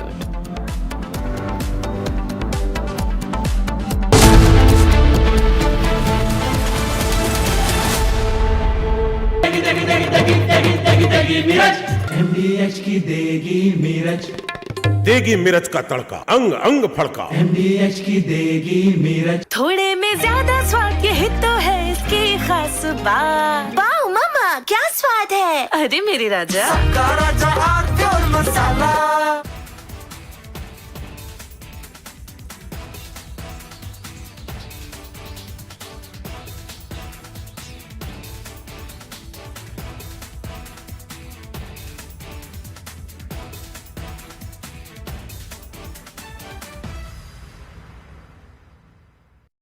In a major escalation between the White House and Wall Street, President Donald Trump has filed a massive lawsuit against one of the world's most powerful financial institutions. The president is suing J.P. Morgan Chase and its CEO, Jamie Dimon, seeking at least $5 billion in damages. No, I haven't stopped it. No, he debanked to me. So we'll see if that beats anything, but I think it should. You shouldn't be debanked. Get debanked if you don't have money or if you fall to have this great company, and all of a sudden I was told, no, you can't do that. It's so wrong. It's so wrong. I don't know what their excuse would be. Maybe their excuse would be the regulators. I don't know. But regardless, I guess it's a good lawsuit because every pundit has come out and said Trump has a great lawsuit here. You're not allowed to do what they did. Jamie Dimon, what he did, he's not allowed to do that. The lawsuit, filed on Thursday, January 22nd in Miami-Dade County State Court, centers on a controversial practice known as debanking. The president alleges that the bank has systematically denied services to him and his associated businesses, not because of financial risk, but due to political bias. This isn't just a dispute over a checking account. This is a high-stakes legal battle that accuses the largest bank in the United States of trade libel, bad faith, and violating state consumer protection laws. The core of the complaint is that J.P. Morgan Chase violated Florida's deceptive trade practices law. The legal team for the president argues that Florida law explicitly prohibits financial institutions from terminating accounts or denying services based. Ajit Pawar has died in a plane crash. Mid last year, there was the Air India 171 crash as well. So many people died in that. It seems that the airlines should not be blamed. Pilots, however, can be blamed. The Indigo Air India duopoly is telling the government now that we will not follow the rules that you have set. Civil aviation will be truly in the direction of Viksit Bharat when the passenger feels every time he enters a plane, he or she is safe. Passenger first, not airline first. Handing over a few airports to one company is not the development of civil aviation. Stopping air crashes is the development of civil aviation.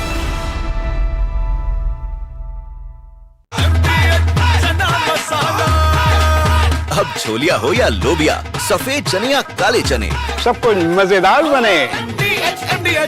Amity University has been ranked India's #1 university for business and economics and the #1 private university for computer science by Times Higher Education Subject Rankings 2026, a testimony to Amity's globally benchmarked standards in education. R pure सूजी pasta उबालो मिलाओ और खाओ 8 minute में तैयार। क्या taste है सबका राजा R pure masala. In a major escalation between the White House and Wall Street, President Donald Trump has filed a massive lawsuit against one of the world's most powerful financial institutions.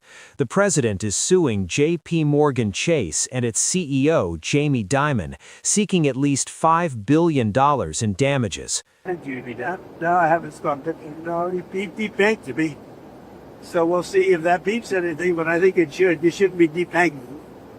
Get debanked if you don't have money or if you fall to have this great company, and all of a sudden I was told, no, you can't do that. It's so wrong. It's so wrong. I don't know what their excuse would be. Maybe their excuse would be the regulators. I don't know. But regardless, I guess it's a good lawsuit because every pundit has come out and said Trump has a great lawsuit here. You're not allowed to do what they did. Jamie Dimon, what he did, he's not allowed to do that. The lawsuit, filed on Thursday, January 22nd in Miami-Dade County State Court, centers on a controversial practice known as debanking. The president alleges that the bank has systematically denied services to him and his associated businesses, not because of financial risk, but due to political bias. This isn't just a dispute over a checking account. This is a high-stakes legal battle that accuses the largest bank in the United States of trade libel, bad faith, and violating state consumer protection laws. The core of the complaint is that J.P. Morgan Chase violated Florida's deceptive trade practices law.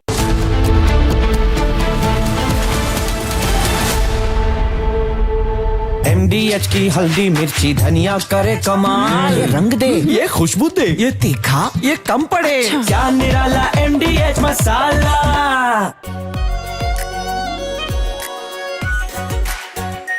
Are pure shahi paneer masala, delicious, healthy every day.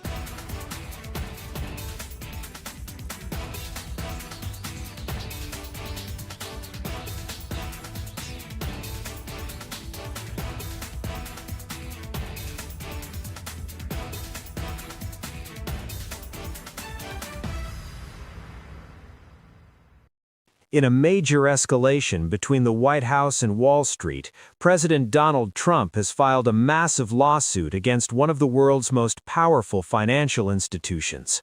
The president is suing J.P. Morgan Chase and its CEO, Jamie Dimon, seeking at least $5 billion in damages. Thank you. No, I haven't spoken. No, he debanked to me.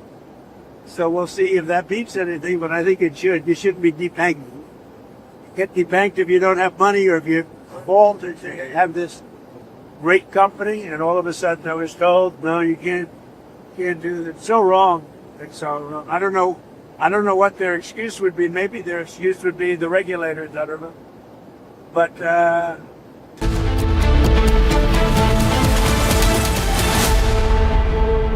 थोड़े में ज्यादा स्वाद ये तो है इसकी खास बात। वाओ मामा क्या स्वाद है? अरे मेरे राजा मसाला केसरिया से मन जोगी हुआ रे दिल झूमे देखो मतवारा हुआ रे केसरिया से मन जोगी हुआ। हर पल मनाओ केसरी त्योहार। विमल, बोलो जुबान केसरी। आधे बाउल दही में 4 चम्मच MDH चटनी पुदीना मसाला डाला, स्टर करो, पुदीना चटनी तैयार। MDH चटनी पुदीना मसाला। In a major escalation between the White House and Wall Street, President Donald Trump has filed a massive lawsuit against one of the world's most powerful financial institutions. The president is suing J.P. Morgan Chase and its CEO, Jamie Dimon, seeking at least $5 billion in damages. thank you. No, I haven't spoken. No, he debanked to me. So we'll see if that beats anything, but I think it should. You shouldn't be debanked. Get debanked if you don't have money or if you fall to have this great company, and all of a sudden I was told, no, you can't do that. It's so wrong. It's so wrong. I don't know what their excuse would be. Maybe their excuse would be the regulators. I don't know. But regardless, I guess it's a good lawsuit because every pundit has come out and said Trump has a great lawsuit here. You're not allowed to do what they did. Jamie Dimon, what he did, he's not allowed to do that. The lawsuit, filed on Thursday, January 22nd in Miami-Dade County State Court, centers on a controversial practice known as debanking. The president alleges that the bank has systematically denied services to him and his associated businesses, not because of financial risk, but due to political bias. This isn't just a dispute over a checking account. This is a high-stakes legal battle that accuses the largest bank in the United States of trade libel, bad faith, and violating state consumer protection laws. The core of the complaint is that J.P. Morgan Chase violated Florida's deceptive trade practices law. The legal team for the president argues that Florida law explicitly prohibits financial institutions from terminating accounts or denying services based on a person's political opinions, speech, or affiliations. According to the complaint reviewed by Bloomberg, Trump's lawyers state that, quote, debanking is a matter of public interest and significant. Ajit Pawar has died in a plane crash. Mid last year, there was the Air India 171 crash as well. So many people died in that. It seems that the airlines should not be blamed. Pilots, however, can be blamed. The Indigo Air India duopoly is telling the government now that we will not follow the rules that you have set. Civil aviation will be truly in the direction of Viksit Bharat when the passenger feels every time he enters a plane, he or she is safe. Passenger first, not airline first. Handing over a few airports to one company is not the development of civil aviation. Stopping air crashes is the development of civil aviation.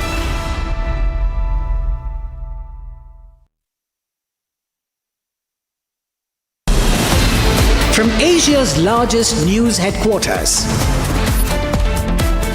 setting the agenda for Bharat.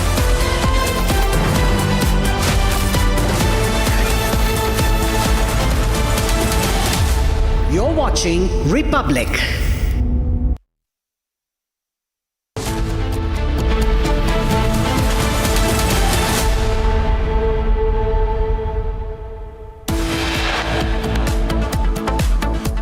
Supreme Court states the UGC Promotion of Equity Regulations 2026 says the provisions are prima facie capable of misuse. As airlines continue to blackmail government, maintains silence on relaxation of FDTL norms. 2023 crash report on Learjet highlights similar unexplained flip of aircraft as seen in 2026. No final report given. Is there a cover-up?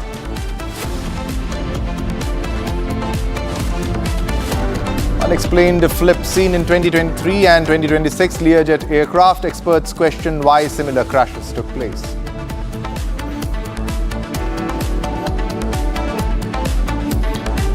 Sanjay Kapoor legacy battle in court. Delhi High Court issues summons to Priya Sachdev in plea filed by Rani Kapoor. कई देशों के साथ हुआ ये समझौता हमारे देश के मछुआरे, हमारे देश के किसान, हमारे देश के युवान, सर्विस सेक्टर में जो लोग विश्व में अलग अलग जगह पे जाने के उत्सुक हैं, उनके लिए बहुत बड़े अवसर लेकर के आ रहा है.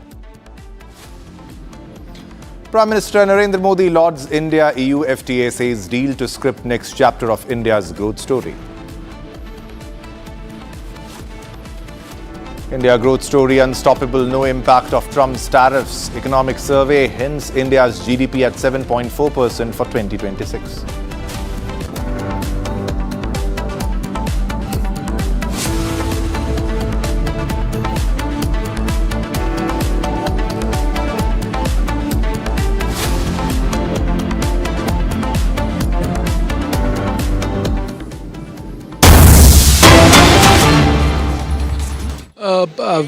There are three petitions. One of the petition is related to us, and we are specifically talking about certain specific sections and specific faults in this particular rules, which is framed by UGC in respect of formation to maintain the students and the other faculty members. So we are talking about section 3C specifically, which is talking about caste discrimination. In that particular section, caste discrimination says any discrimination with SC, ST and OBC community, and the general category has been left out of it. So this rules has specifically kind of give a message like the general category people has been harassing or has been discriminate SC, ST and OBC community, which is wrong. So we have put this argument before the CGI, and CGI appreciated this argument and specifically states if this kind of rule would be framed, it is a very harsh and very dangerous precedent for the society and could be demolish the social structure of the society. So our constitution says to give any creed or the people who is related to any creed or any religion and any caste same stays, but here by virtue of these rules it should be demolished by these people, and I think it should be amended. So the CGI is specifically talking about formation of a committee in which he has been suggested to indulge some accommodation, legal experts and some social workers to see these rules, and whatever the changes would be needed, it should be needed, what he suggested now. Do you think the old 2012 UGC rules were more balanced as compared to the new ones? Yes, you can say that, because these rules, if you go through, it is I must say, being a legal expert also, I must say that these rules would be framed in a very urgent manner, or some legal expert advice has not been taken in this, because there are several words which not been properly used at a proper place. So the CGI also marked this particular observation that there are certain words which has not been specified the purpose of placing it. So this observation itself shows that there are discrepancies in these rules. There need to be changes in these rules, and hopefully now the central government, after stay of these particular rules and observation of the CGI, the central government would take appropriate step to amend this rule as soon as possible. Is it fair to say that you are satisfied with today's hearing, and what exactly are you looking forward to post this hearing? Yes, you must say, and we are very happy because the discrimination which we are talking about with the general caste, that has been appreciated by the CGI, the top court judge, definitely give a boost to you and boost for the particular community, and also upheld the constitutional provision for the general caste also, section 14, article 14, article 15, that is also meant for general caste. And I must say this is a very good day, and we are looking for the appropriate amendment in these rules, which includes the part of general caste and to safeguard their rights also. Thank you so much. Well, this was Advocate Vineet Jindal telling about certain specific sections in the regulation which appear to be discriminatory towards the general caste, where they do not get any rights as it is. It is believed that there won't be any discrimination against them, therefore they have not been included in the regulation. This is me, Supreme Court, Sarthak Sharma reporting from Supreme Court. Thank you. All right, so this was Sarthak who was reporting live from the court, and we also have to speak on this issue Desh Ratan Nigam, who is an advocate for Supreme Court. Mr. Nigam, what will be your initial reaction on the Supreme Court judgment, on the verdict that was given right now as of this moment, sir? Well, in fact, right from day one when it was notified, I was of the opinion that this is very vague. It leaves a lot of scope for exploitation, and that is what I think the Supreme Court has also said, that it is open to exploitation, and there are inconsistencies with definitions also. Say, for example, 3E and 3C. 3E says discrimination includes everybody. However, 3C says that complaint can only be filed by the OBC, SC, ST. So these are discrepancies, and it was open to misuse and misinterpretation. That is why the Supreme Court has intervened now and calling it vague and exploitative as well. Suppose there is a discrimination against the people of the upper caste, then where do they go in the higher education institutions? This would also lead to division in the society, and probably it will lead to even violence also in the campuses, which is not, I think, any objective of any law or the constitution that we have. So this intervention is very timely, and therefore the expert committee would look into it, as Supreme Court has said. And they must, discrimination is something which is not caste specific. Yes, there were instances, and there are various other laws to deal with such kind of a discrimination in the constitution. You have writ petition to deal with it if it is happening. People can approach the courts directly. Whether this was required or not required is something that has to be debated. But certainly putting it in abeyance and staying these equity guidelines, I think is a welcome step. I think everybody should welcome it, because even people from the SC, ST and OBC community would not like it to be misused and exploited. And there will certainly be in campuses. See, as a former president of a students' union in a college, I myself have seen various things taking place in Delhi University. So it is cuts across all castes. Discrimination has been there. It has to be dealt with, but it has to be equitable. They call it equity, but it was not equitable. Because definitely it did not include the general category students, and that's the reason it was said that it could have been misused. I also have Sarthak with me joining live from the court. Sarthak, what are the initial reactions that you are getting from the lawyers and also from the students who are protesting against the new UGC norms 2026?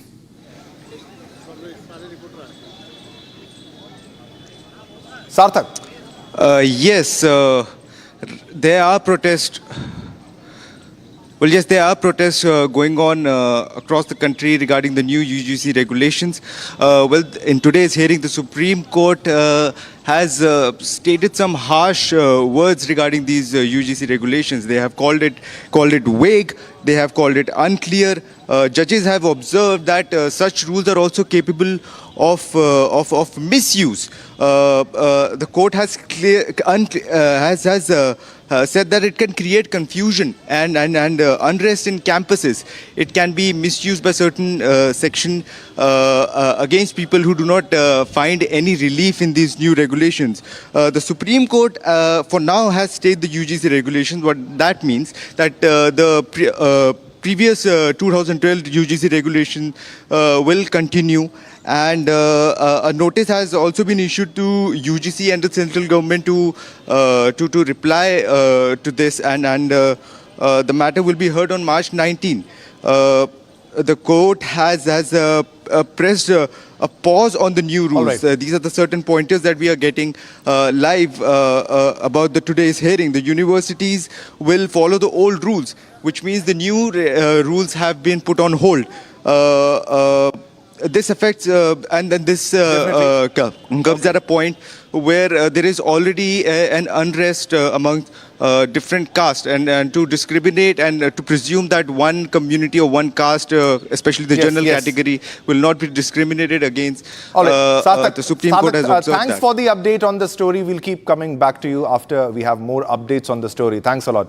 All right, now we have a big breaking news that we are getting right now at this moment. It's a big breaking news. SIT serves notice to Telangana former Chief Minister KCR for interrogation in phone tapping case. Big development here. The SIT team has asked KCR to make himself available tomorrow for the interrogation. Now, after Harish Rao and KTR, a notice has been served to the BRS chief also. Now, the SIT served the notice to KCR personally at his residence in Erravali. This is the latest that we are getting. SIT serves notice to Telangana former Chief Minister, that is KCR, for interrogation in the phone tapping case. The SIT team has asked KCR to make himself available tomorrow for the interrogation. All right, we have Aishwarya with us for more updates on this developing story. Aishwarya, what are the latest details that you are fetching? SIT has served a notice to Telangana former Chief Minister KCR for interrogation in the phone tapping case. What details, Aishwarya? Absolutely, the phone tapping case has been going on since a while, and the SIT team has thoroughly escalated the probe with serving SIT notice to the former Chief Minister of Telangana, that is KCR himself. Today, the SIT team personally went to the residence of KCR here in Hyderabad, in Nandinagar, and they have served the notice to his PA, is what we are learning. And what they have made himself, they have told and informed the former Chief Minister that he can make himself available at whatever time and residence according to his comfort, because according to them, according to his age, taking into consideration his age as well as his health condition, the SIT team has said that he can he can choose the place as well as the time of interrogation according to his convenience, and KCR should revert back to them with the place and the time. Mostly it would be after 3 o'clock is what the sources are telling me, and the residence and the interrogation will also happen at KCR's residence here in Hyderabad only tomorrow. That is what we are learning right now, but the KCR has to confirm, the BRS party as well as the KCR officially have to confirm the place of residence of interrogation as well as the time for now. But tomorrow, the SIT will interrogate the former Chief Minister KCR in the phone tapping case. This came after Harish Rao as well as KTR, who are senior most BRS leaders, were also called in for interrogation and were interrogated for more than 7 hours. All right, stay with us, Aishwarya. We also have Krishank Mane, BRS spokesperson, joining us live right now. Krishank, what will be your initial reaction, Krishank, on this SIT interrogation? Well, number one, KCR Garu is in his constituency, Gajwel. KTR Garu and our leaders, prominent leaders, Harish Rao Garu, are campaigning for the municipal polls. At one end, to divert the municipal election campaign of the BRS party.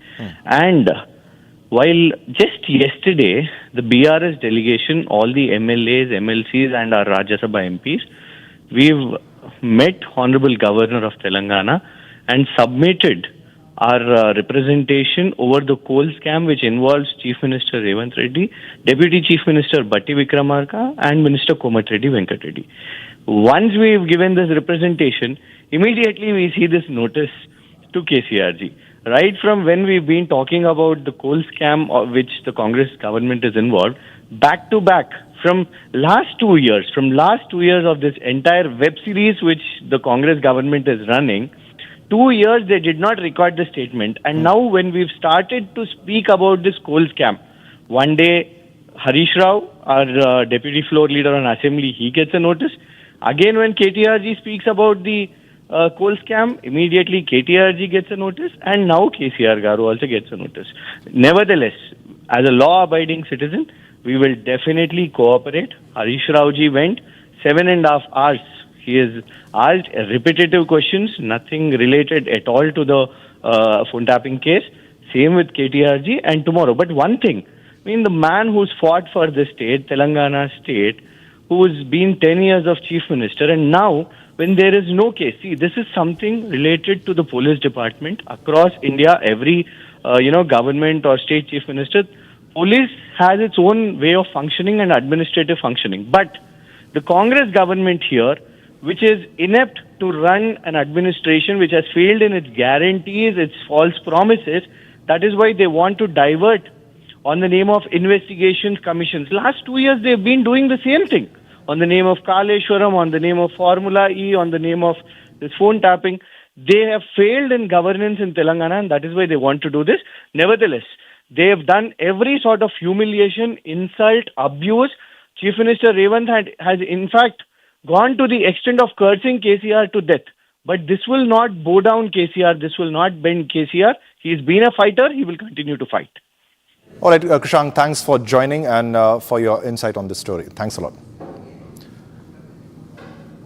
All right, viewers, we are heading towards another big story that we are fetching right now at this moment. Now, India is set to retain its position as the growing economy, set to be the growing economy, fastest growing major economy in the world. And with the economic survey estimating GDP growth of 7.4% for 2026 and projecting growth of 6.8 to 7.2% in financial year 27, driven by ongoing economic reforms, tax relief measures, and diversification in manufacturing that are boosting investment and output. So this is India is set to retain its position as the world's fastest growing major economy. India is already the fastest growing major economy, and it is set to retain its position with the economic survey that has come out, and the estimates are that the GDP growth will be of 7.4% for 2026 and the projecting growth of 6.8 to 7.2% in financial year 27. Now, this will be driven by ongoing economic reforms, also the tax reliefs, the measures that have been implemented by the government, and also the diversification in manufacturing that are boosting investment and output. Now, ladies and gentlemen, the Indian economy is set to move on at a very fast pace because we have made a lot of free trade agreements, one primarily being the India-EU trade agreement, the FTA, which was also mentioned by Prime Minister Narendra Modi before the session. A big development here. Now, the economic survey estimates have been released, and it shows that the GDP growth is set to be of 7.4% in 2026 and projecting growth of 6.8 to 7.2% in financial year 27.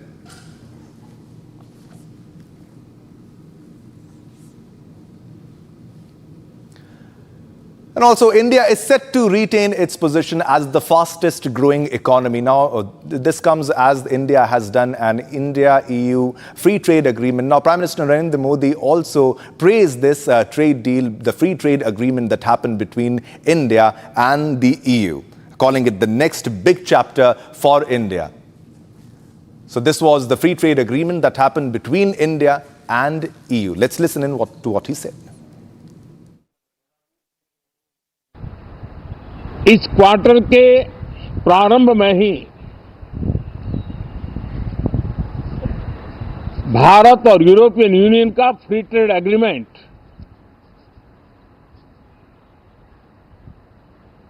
आने वाली दिशाएं कितनी उज्जवल है, भारत के युवाओं का भविष्य कितना उज्जवल है, उसकी एक झलक है। ये free trade for ambitious Bharat है, ये free trade for aspirational youth है, ये फ्री ट्रेड फॉर आत्मनिर्भर भारत है। और मुझे पक्का विश्वास है, खास करके जो भारत के मैन्युफैक्चरर्स हैं,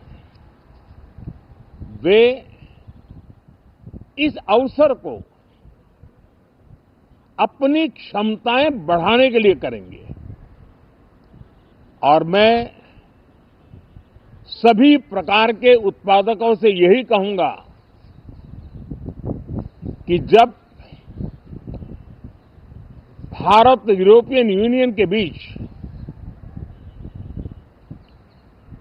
मदर ऑफ ऑल डील्स जिसको कहते हैं वैसा समझौता हुआ है तब मेरे देश के उद्योगकार, मेरे देश के मैन्युफैक्चरर्स अब तो बहुत बड़ा बाजार खुल गया, अब बहुत सस्ते में हमारा माल पहुंच जाएगा, इतने भाव से वो बैठे न रहे। ये एक अवसर है और इस अवसर का सबसे पहला मंत्र ये होता है कि हम क्वालिटी पर बल दें। Also moving to our next top story. Now, China and the United Kingdom are making a fresh attempt to reset the strained relationship between them. Now, the UK Prime Minister is on a visit to China. He has held a high delegation talk with the Chinese delegation. And this is the first time in 8 years, ladies and gentlemen, that a UK Prime Minister has made a visit to China. More in this report. British Prime Minister Keir Starmer met Chinese President Xi Jinping at the Great Hall of the People today as both sides look forward to improve relations after years of tension. This is Starmer's first China visit since taking office in July 2024, and several bilateral agreements are expected to be signed during this visit. The two countries are expected to sign several cooperation agreements later in the day. Trade and investment are key priorities, with Britain's economy facing a slowdown. More than 50 top business executives are accompanying the British Prime Minister. Earlier, Starmer had also met Zhao Lezi, chairman of China's National People's Congress, holding talks with the country's top legislative leadership. Starmer is the fourth leader of a US ally to visit Beijing this month, following visits by leaders from South Korea, Canada and Finland. Germany's Chancellor is also expected to travel to China next month. All right, viewers, it's time to slip into a short commercial break, but don't go anywhere. Coming up next will be the detailed report on the big aviation cover-up. The 2023 crash report on Learjet highlights similar unexplained flip of aircraft as seen in 2026. No final report given. Is there a cover-up? And major story.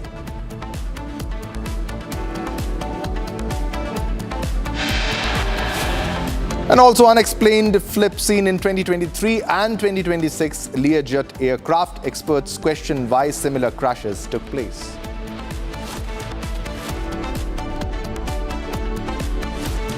थोड़े में ज्यादा स्वाद ये हित तो है इसकी खास बात। वाओ मामा क्या स्वाद है? अरे मेरे राजा मसाला।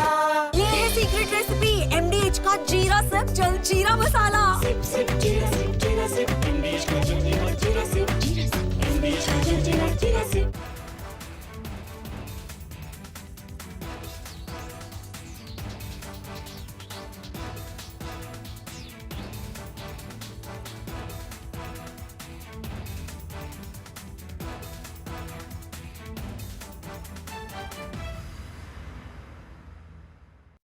In a major escalation between the White House and Wall Street, President Donald Trump has filed a massive lawsuit against one of the world's most powerful financial institutions.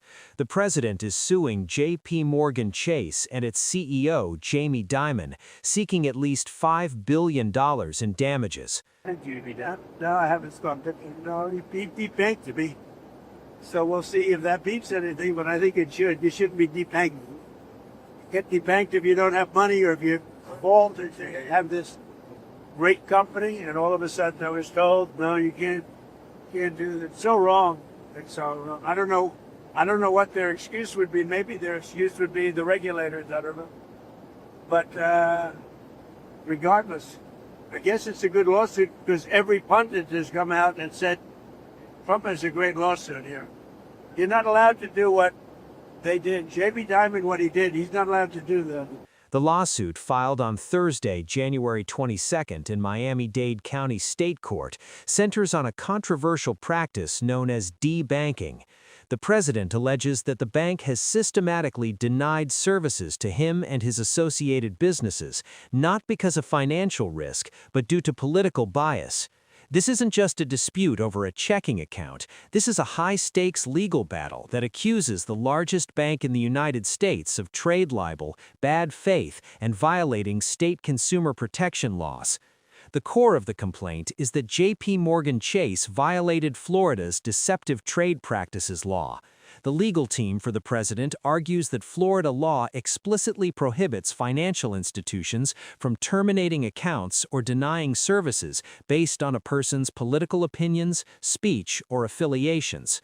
According to the complaint reviewed by Bloomberg, Trump's lawyers state that, quote, debanking is a matter of public interest and significant importance to all consumers and businesses in the United States of America. They argue that J.P. Morgan Chase, given its history and size, is a central actor in what they call a troubling saga. This lawsuit frames this not just as a personal grievance, but as part of a broad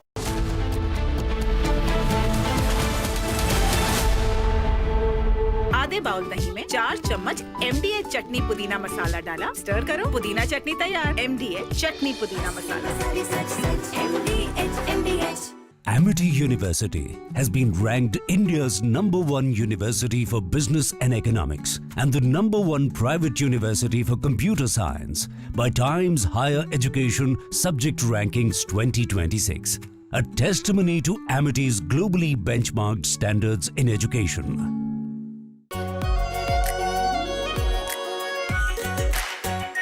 Our pure Shahi Paneer Masala. Delicious, healthy, every day.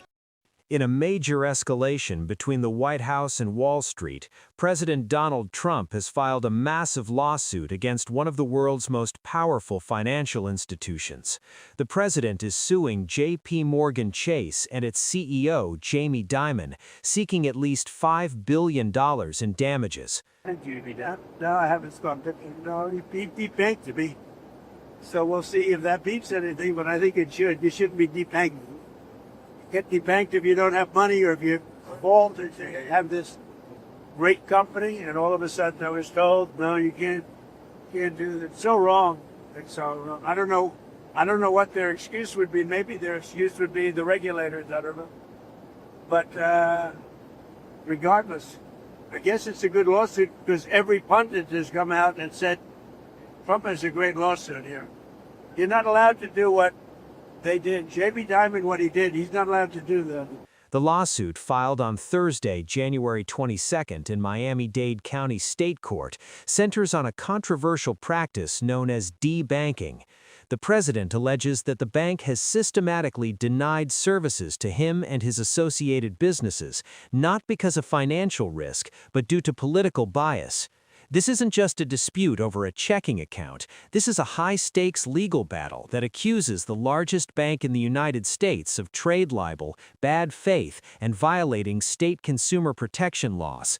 The core of the complaint is that J.P. Morgan Chase violated Florida's Deceptive Trade Practices Law. The legal team for the president argues that Florida law explicitly prohibits financial institutions from terminating accounts or denying services based on a person's political opinions, speech, or affiliations. According to the complaint reviewed by Bloomberg, Trump's lawyers state that, quote, debanking is a matter of public interest and significant importance to all consumers and businesses in the United States of America. They argue that J.P. Morgan Chase, given its history and size, is a central actor in what they call a troubling saga. This lawsuit frames this not just as a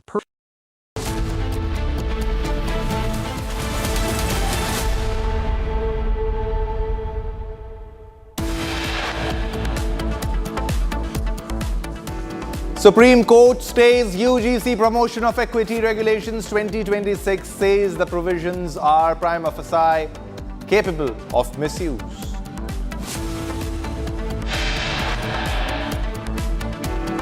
As airlines continue to blackmail, government maintains silence on relaxation on FDTL norms.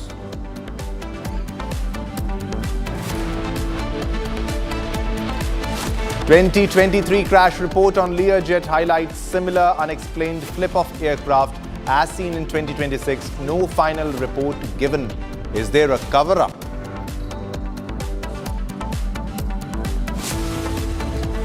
Also, unexplained flip seen in 2023 and 2026 Learjet aircraft. Experts question why similar crashes took place.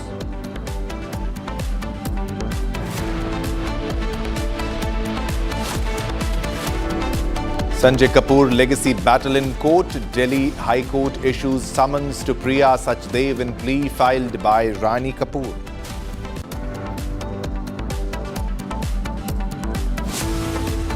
देशों के साथ हुआ ये समझौता हमारे देश के मछुआरे, हमारे देश के किसान, हमारे देश के युवान, सर्विस सेक्टर में जो लोग विश्व में अलग अलग जगह पे जाने के उत्सुक हैं, उनके लिए बहुत बड़े अवसर लेकर के आ रहा है।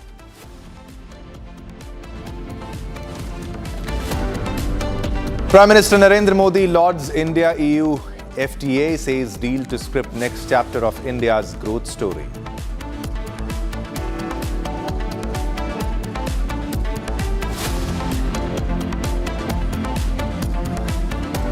India growth story unstoppable, no impact of Trump's tariffs. Economic survey hints India's GDP at 7.4% for 2026.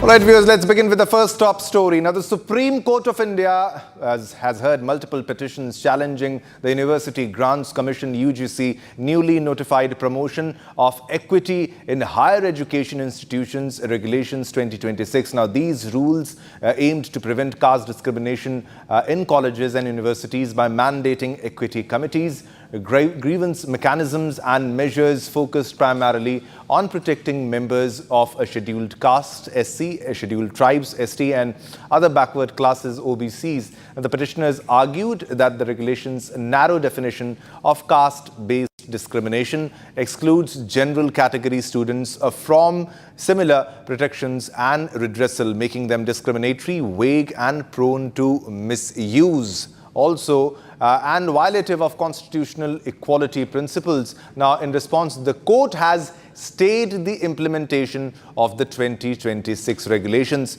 keeping the earlier 2012 rules in force as of now. Now issued notices to the centre and the UGC and scheduled further hearing also for March 19. So this is the latest update that we are getting on the 2026 UGC norms, and the court has held this in abeyance, has kept it in hold.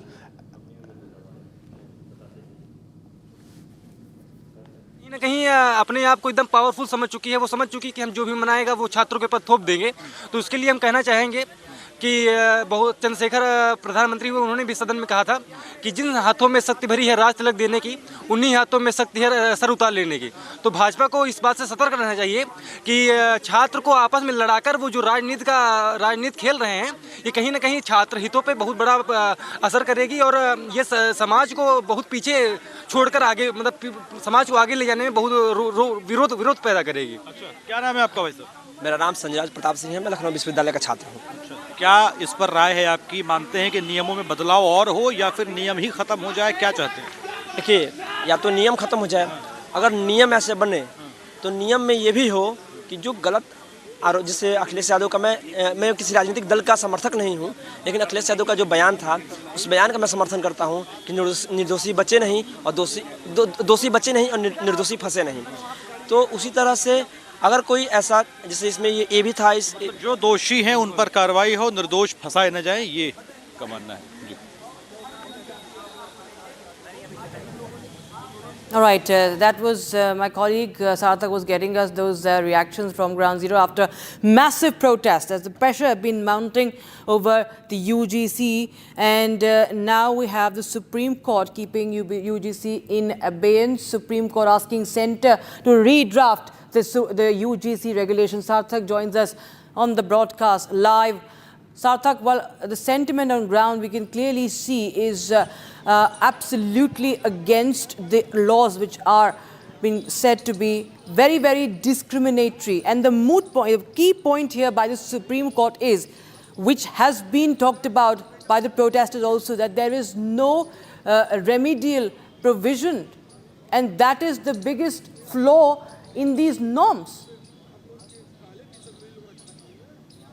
Sarthak, can you hear me? Yes, yes, absolutely. The Supreme Court has also identified these regulations as vague and as unclear. There is a lot of ambiguity that that these regulations create, especially against the general category. It almost presumes that there can be no discrimination against the general category, and therefore they have not been explicitly included in the regulation. Well, the Supreme Court says that it has to be put on hold. We cannot really continue with these regulations when we have so much confusion about these regulations. Whether the general category even has a possibility of complaining against a different section stating that these the complaints that were lodged against them were right now, the chief economic advisor to the government is speaking right now on the economic survey. Let's take a dip into that.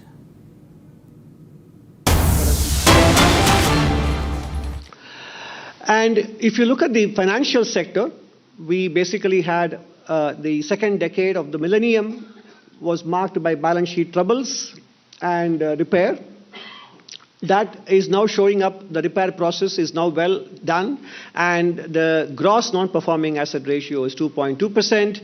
The net non-performing asset ratio is down from 6% in 2017-18 down to just 0.5%. But more importantly, the flow of resources to the non-government or the commercial sector, including households and businesses, and not just the credit market, but including the equity market, non-banking finance, etc. The annual growth rate in the last 5 years has been 29%. There is ample resource availability in the system for economic activity and investment spending. In the current financial year, the growth rate is 45% in the first 9 months compared to last year's 9 months. So overall, the resource availability augurs very well, and the resource mobilization as well for continued growth in investment spending and capital formation in the economy, and this is for the commercial sector, not government. Employment conditions have improved from the year when PLFS, the Periodic Labour Force Survey, was launched. 6% was the unemployment rate then, down to 3.2% in 23-24.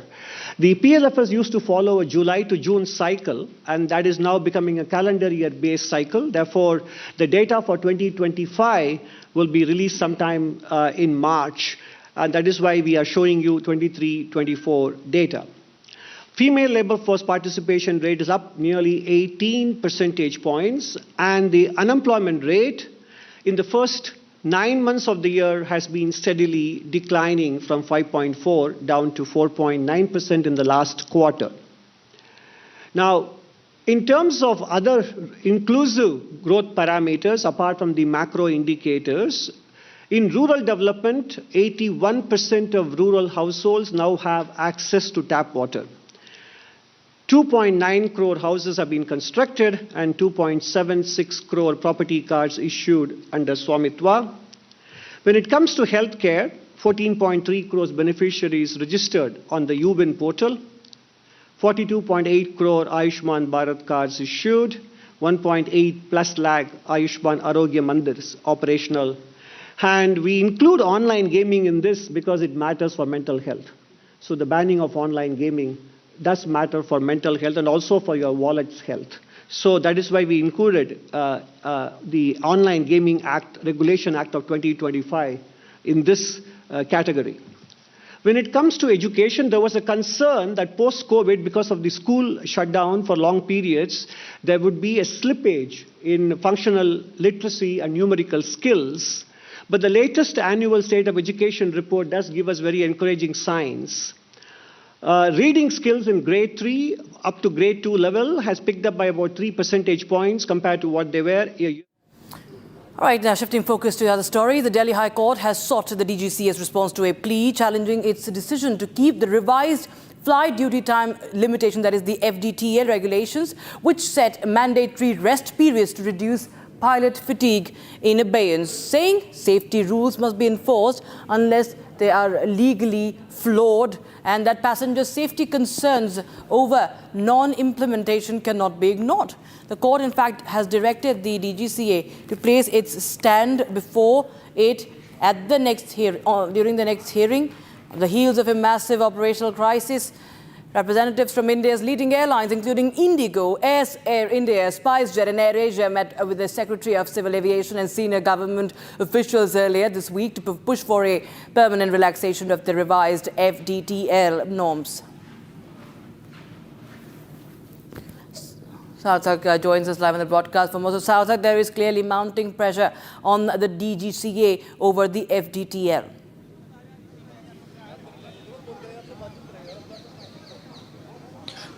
Yes, absolutely. In fact, the Delhi High Court as well has asked some really pertinent questions to DGCA. That what was the reason why they did not implement the FDTL rules, and why did they have to put a pause on that? As a matter of fact, these rules focus on pilot fatigue and safety concerns of the people, of the travelers. And such important questions are being raised. Well, what was the reason for them to put on hold? The Delhi High Court has also emphasized on the fact that till the time a rule is not illegal, there is no reason for them to put it on hold. And to give a little background on the case, the DGCA had earlier notified these new pilot rules, but due to the chaos that was caused some time ago, especially with Indigo, where there was flight delay, where tickets were cancelled, the DGCA had to put those rules on hold for a brief period. As reports say, it was supposed to be till February 10th, but now the new reports come in where several airlines, Indigo, Air India, SpiceJet, AirAsia, they met the Civil Aviation Secretary demanding that these rules should be implemented indefinitely, and we are now they are demanding that these new FDTL rules. They are not willing to, in layman's language, they are not willing to obey it. And the airlines are asking the government for a permanent relaxation of the pilot duty and rest rules. They say that there is shortage of pilots that could cause flight delays. They say that recruiting new pilots and increasing the number of active staff members is going to take some time. Therefore, they are demanding that these new set of rules that were supposed to be implemented by DGCA, they should be completely set aside for a while now. All right, thanks, Arthur, for joining us with those details coming in on that story. Shifting focus now, viewers. Pakistan players are planning a black armband protest at the T20 World Cup in India, a move meant to challenge the ICC after the Bangladesh team pulled out. In fact, the Bangladesh Cricket Board pulled their team out of the tournament. And in fact, PCB says that the idea of Pakistan also withdrawing will be in solidarity if it does. It's under consideration, it says. And a final decision will be taken after this week, later this week, expected by tomorrow or by Monday maximum. However, if it does withdraw, as we told you earlier, it will be nobody's loss except Pakistan's.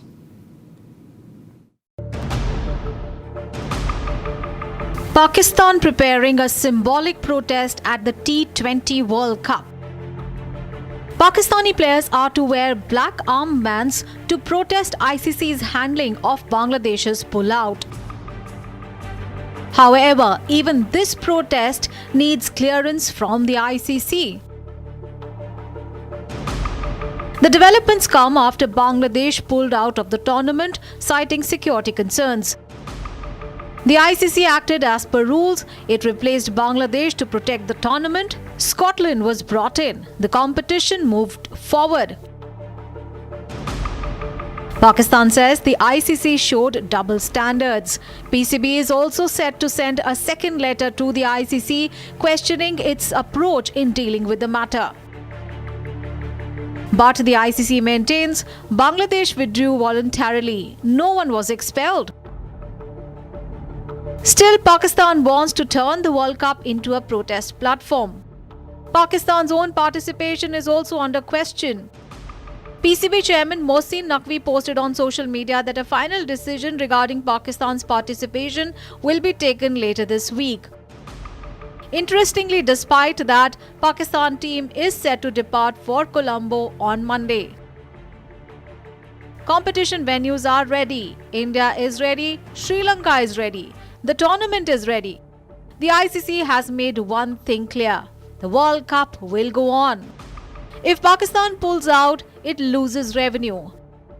A possible loss of around 317 crore Indian rupees. It loses viewership. It loses global relevance. The World Cup will not stop. Cricket will continue. And there's a fresh update coming in on the Sanjay Kapoor legacy battle case. Delhi High Court has now issued summons to Priya Kapoor and 22 other defendants in a suit that has been filed by mother of Sanjay Kapoor, Rani Kapoor, seeking the cancellation of Rani Kapoor Family Trust, the RKFT, valued at several thousand crore rupees. Now, no interim orders for status quo on the trust for now, but that's the latest update we have right now. Sarthak joins us live on the broadcast again. Sarthak, well, earlier we also know that Rani Kapoor has submitted that this trust was created fraudulently so as to keep the mother of Sanjay Kapoor, Rani Kapoor, away and deprive her of of the property. Tell us more details now as far as the sums are concerned, and who are the other defendants in this case?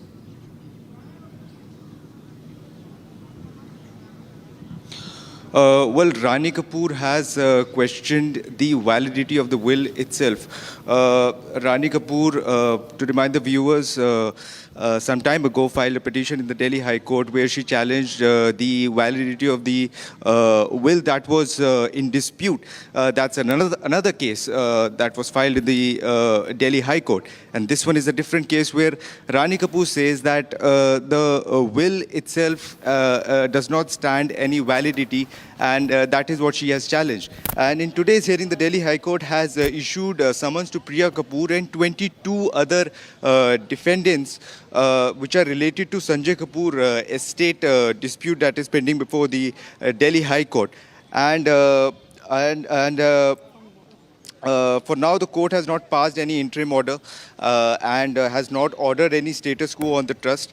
What we know of, there is another suit pending in the Patiala House Court where Priya Kapoor filed a defamation suit against Mandira Kapoor. So for now, what we know is that there are multiple petitions have been filed in the Delhi High Court, and there is one in the Patiala House Court.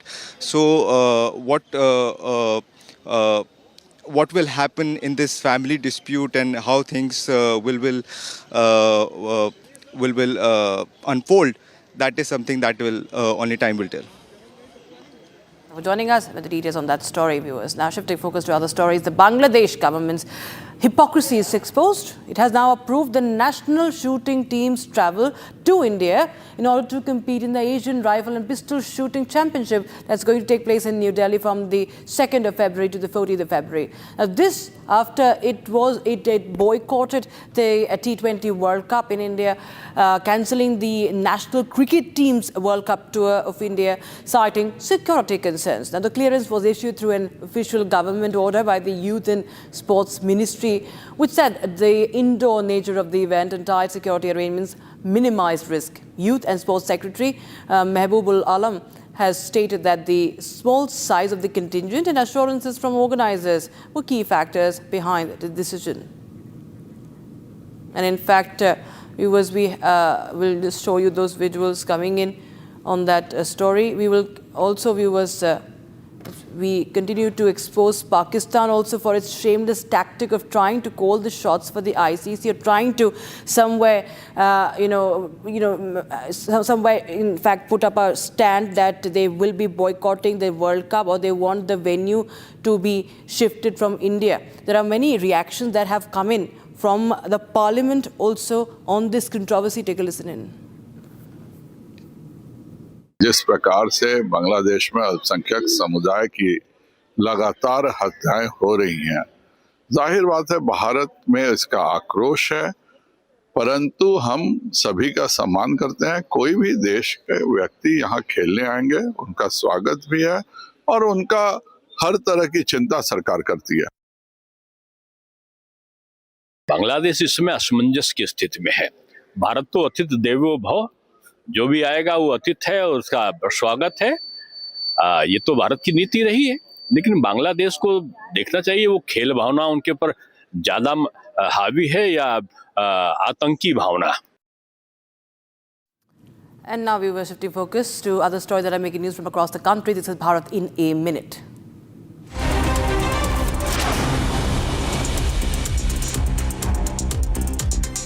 Survey in Parliament today. The Economic Survey provides a comprehensive review of the country's current economic situation and future outlook. Union Budget 2026 will be presented this Sunday. Silver prices on Thursday breached the record 4 lakh rupee per kilogram mark in future trades, while gold touched a lifetime high of 1.8 lakh rupees per 10 grams, riding on strong investor demand and record gains in the international markets. The post-mortem examinations of the 2 pilots who were flying the chartered aircraft that crash-landed at Baramati airport Wednesday morning have been completed. The model remains handed over to the family members for last rites. Among the deceased was Maharashtra Deputy Chief Minister Ajit Pawar.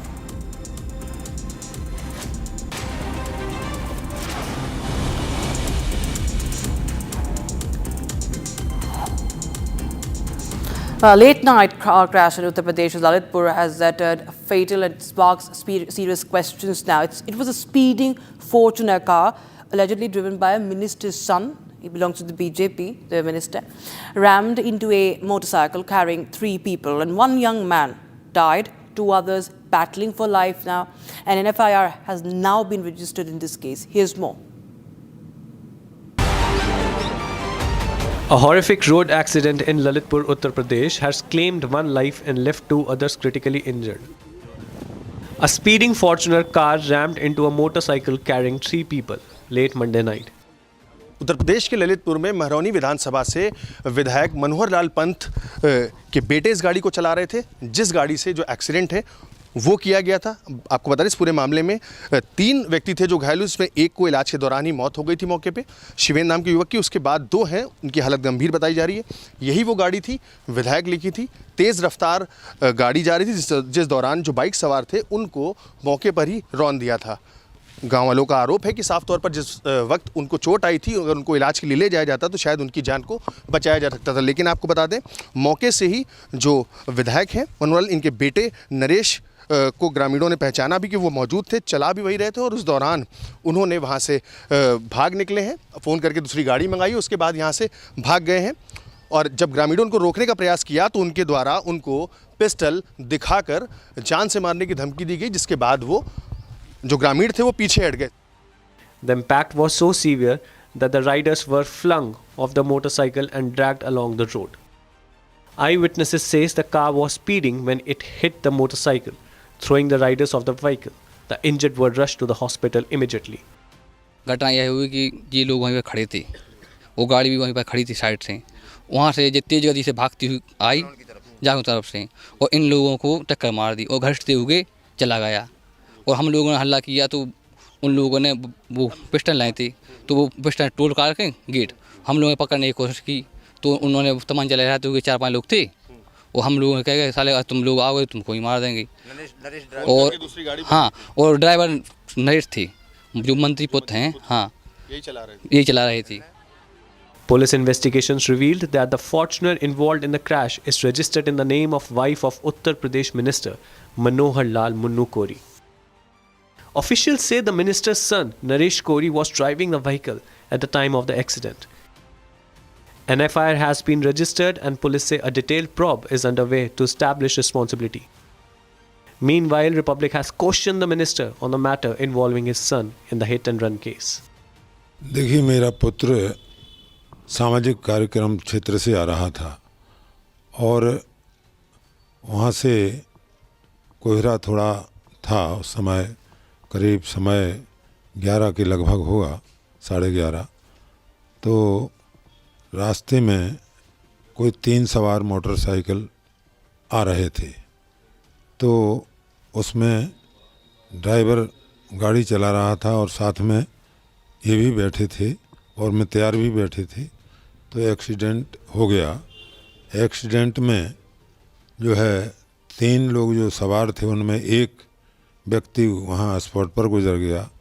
2 का इलाज झांसी में उपचार हो रहा है और उस उपचार में मैंने उनके परिवार के मित्रों से बात की और उनकी मदद भी की, उनकी मदद बराबर कर रहा हूँ।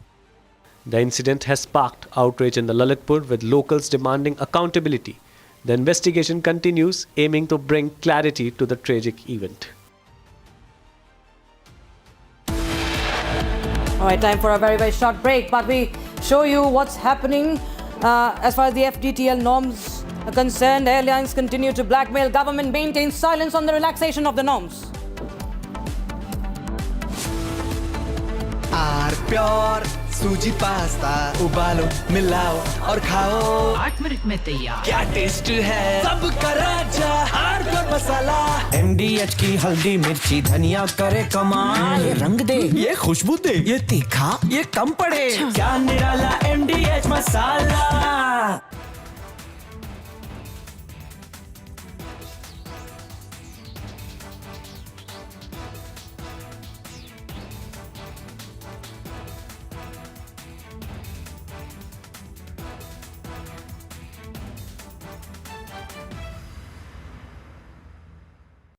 In a major escalation between the White House and Wall Street, President Donald Trump has filed a massive lawsuit against one of the world's most powerful financial institutions.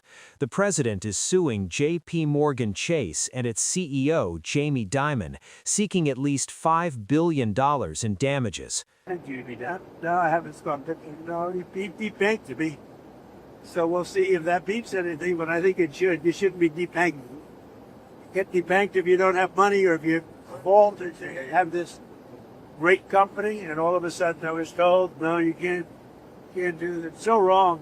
It's so wrong. I don't know what their excuse would be. Maybe their excuse would be the regulators. I don't know. But regardless, I guess it's a good lawsuit because every pundit has come out and said Trump has a great lawsuit here. You're not allowed to do what they did. Jamie Dimon, what he did, he's not allowed to do that. The lawsuit, filed on Thursday, January 22nd in Miami-Dade County State Court, centers on a controversial practice known as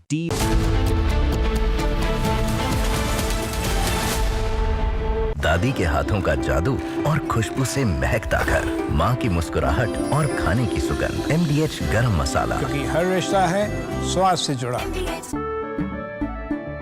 केसरिया से मन जोगी हुआ रे, दिल झूमे देखो मतवारा हुआ रे। केसरिया से मन जोगी हुआ। हर पल मनाओ केसरी त्योहार। विमल, बोलो जुबान Kesari.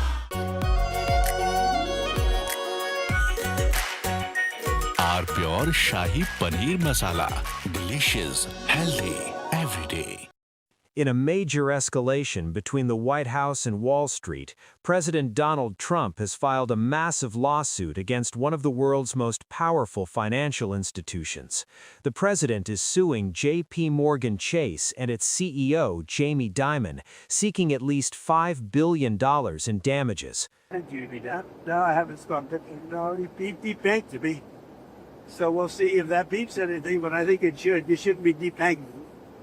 Get debanked if you don't have money or if you fall to have this great company, and all of a sudden I was told, no, you can't do that. It's so wrong. It's so wrong. I don't know what their excuse would be. Maybe their excuse would be the regulators. I don't know. But regardless, I guess it's a good lawsuit because every pundit has come out and said. From Asia's largest news headquarters, setting the agenda for Bharat.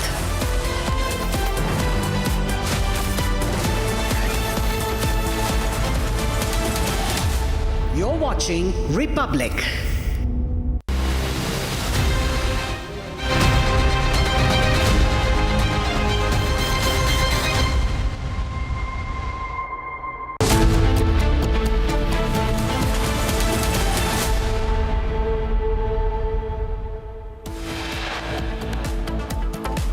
Supreme Court stays UGC promotion of equity regulations 2026 says the provisions are prima facie and capable of misuse.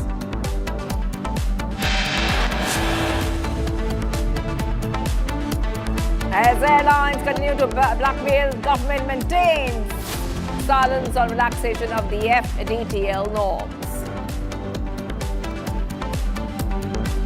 2023 crash report on Learjet highlights similar unexplained flip of aircraft as seen in 2026. No final report given. Is there a cover-up? Unexplained flip seen in 2023 and 26 Learjet aircraft. Experts question why similar crashes took place.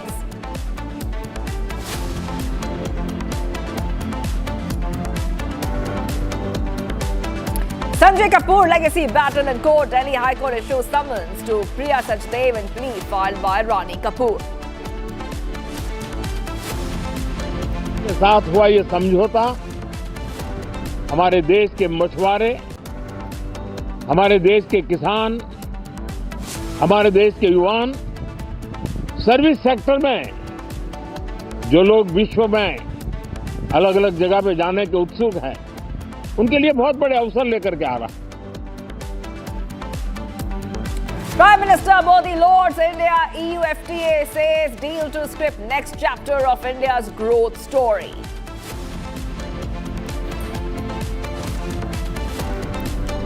India growth story unstoppable. No impact of Trump tariff. Economic survey hints India's GDP at 7.4% for 2026.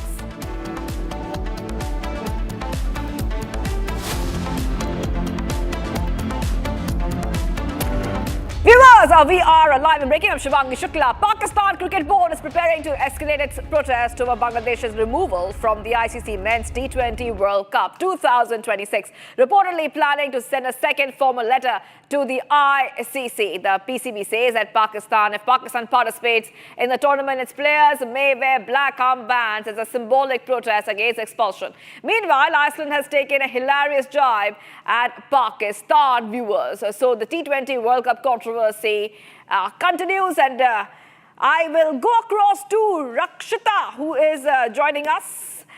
Rakshita, first I would like to talk a little bit more about the letter ICC, which says very clearly by Iceland cricket has confirmed to ICC that if Pakistan boycotts the tournament now, they will not be able to replace the men in green, and that letter is basically roasting Pakistan.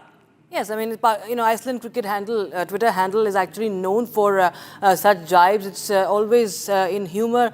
We see it. There have been many such tweets in the past, but this time it's actually taken on the Pakistan very much. It's a swipe at the delay in confirming. We've seen the entire boycott drama, the theatrics, the antics of Pakistan that has been going on for the past 10 days. They're still not confirming as to they want to play or not. Not that anybody cares, but Iceland cricket. Iceland is not even part of the ICC. It's just taking a jibe at Pakistan, saying that we are waiting to replace you. Please confirm soon, otherwise there will be logistical issues. In fact, in order to just add to the humor, it also shared some travel plans also. It also shared a screenshot of travel plans of a ticket as well, of booking tickets, and they're saying that it will be very late if they do not confirm soon. Earlier Scotland replaced Bangladesh after Pakistan had incited Bangladesh enough for a boycott, and Bangladesh was shown the door, and now Pakistan is also trying to probably looking for that sort of an exit. At least it's signing up for it, if what we see by the theatrics, because it's not going to be benefiting Pakistan in any which way. And that's why now Iceland cricket, which is known for such pulling up jokes on cricket and cricketers, it's also come up with another sort of a tweet that way. That's right. So the PCB, Rakshita, will be taking a call very soon, within this week, whether they will play or they will not play. So a huge suspense there, Rakshita. What can sports lovers and cricket fans anticipate next? Well, the thing is, Pakistan stands to lose, be it from the broadcasters, it will be sued more than $30 million. That is something that Pakistan cannot actually afford. Nor Pakistan can afford to, in fact, also let go of the participation fee or even the freezing of revenue that the ICC can very well do. So Pakistan is just trying to show that, it's just an attempt at grandstanding, which is completely hollow. It's going to ring very, very hollow. And it's not going to happen. It is just a drama of meetings, just some meetings that are going on, and they continue to go on till the time they make some more demands. They are making demands like they want to wear those black armbands. Now, for what we do not know. A terror state wearing black armbands, and remember, that's also something that comes under the purview of the ICC.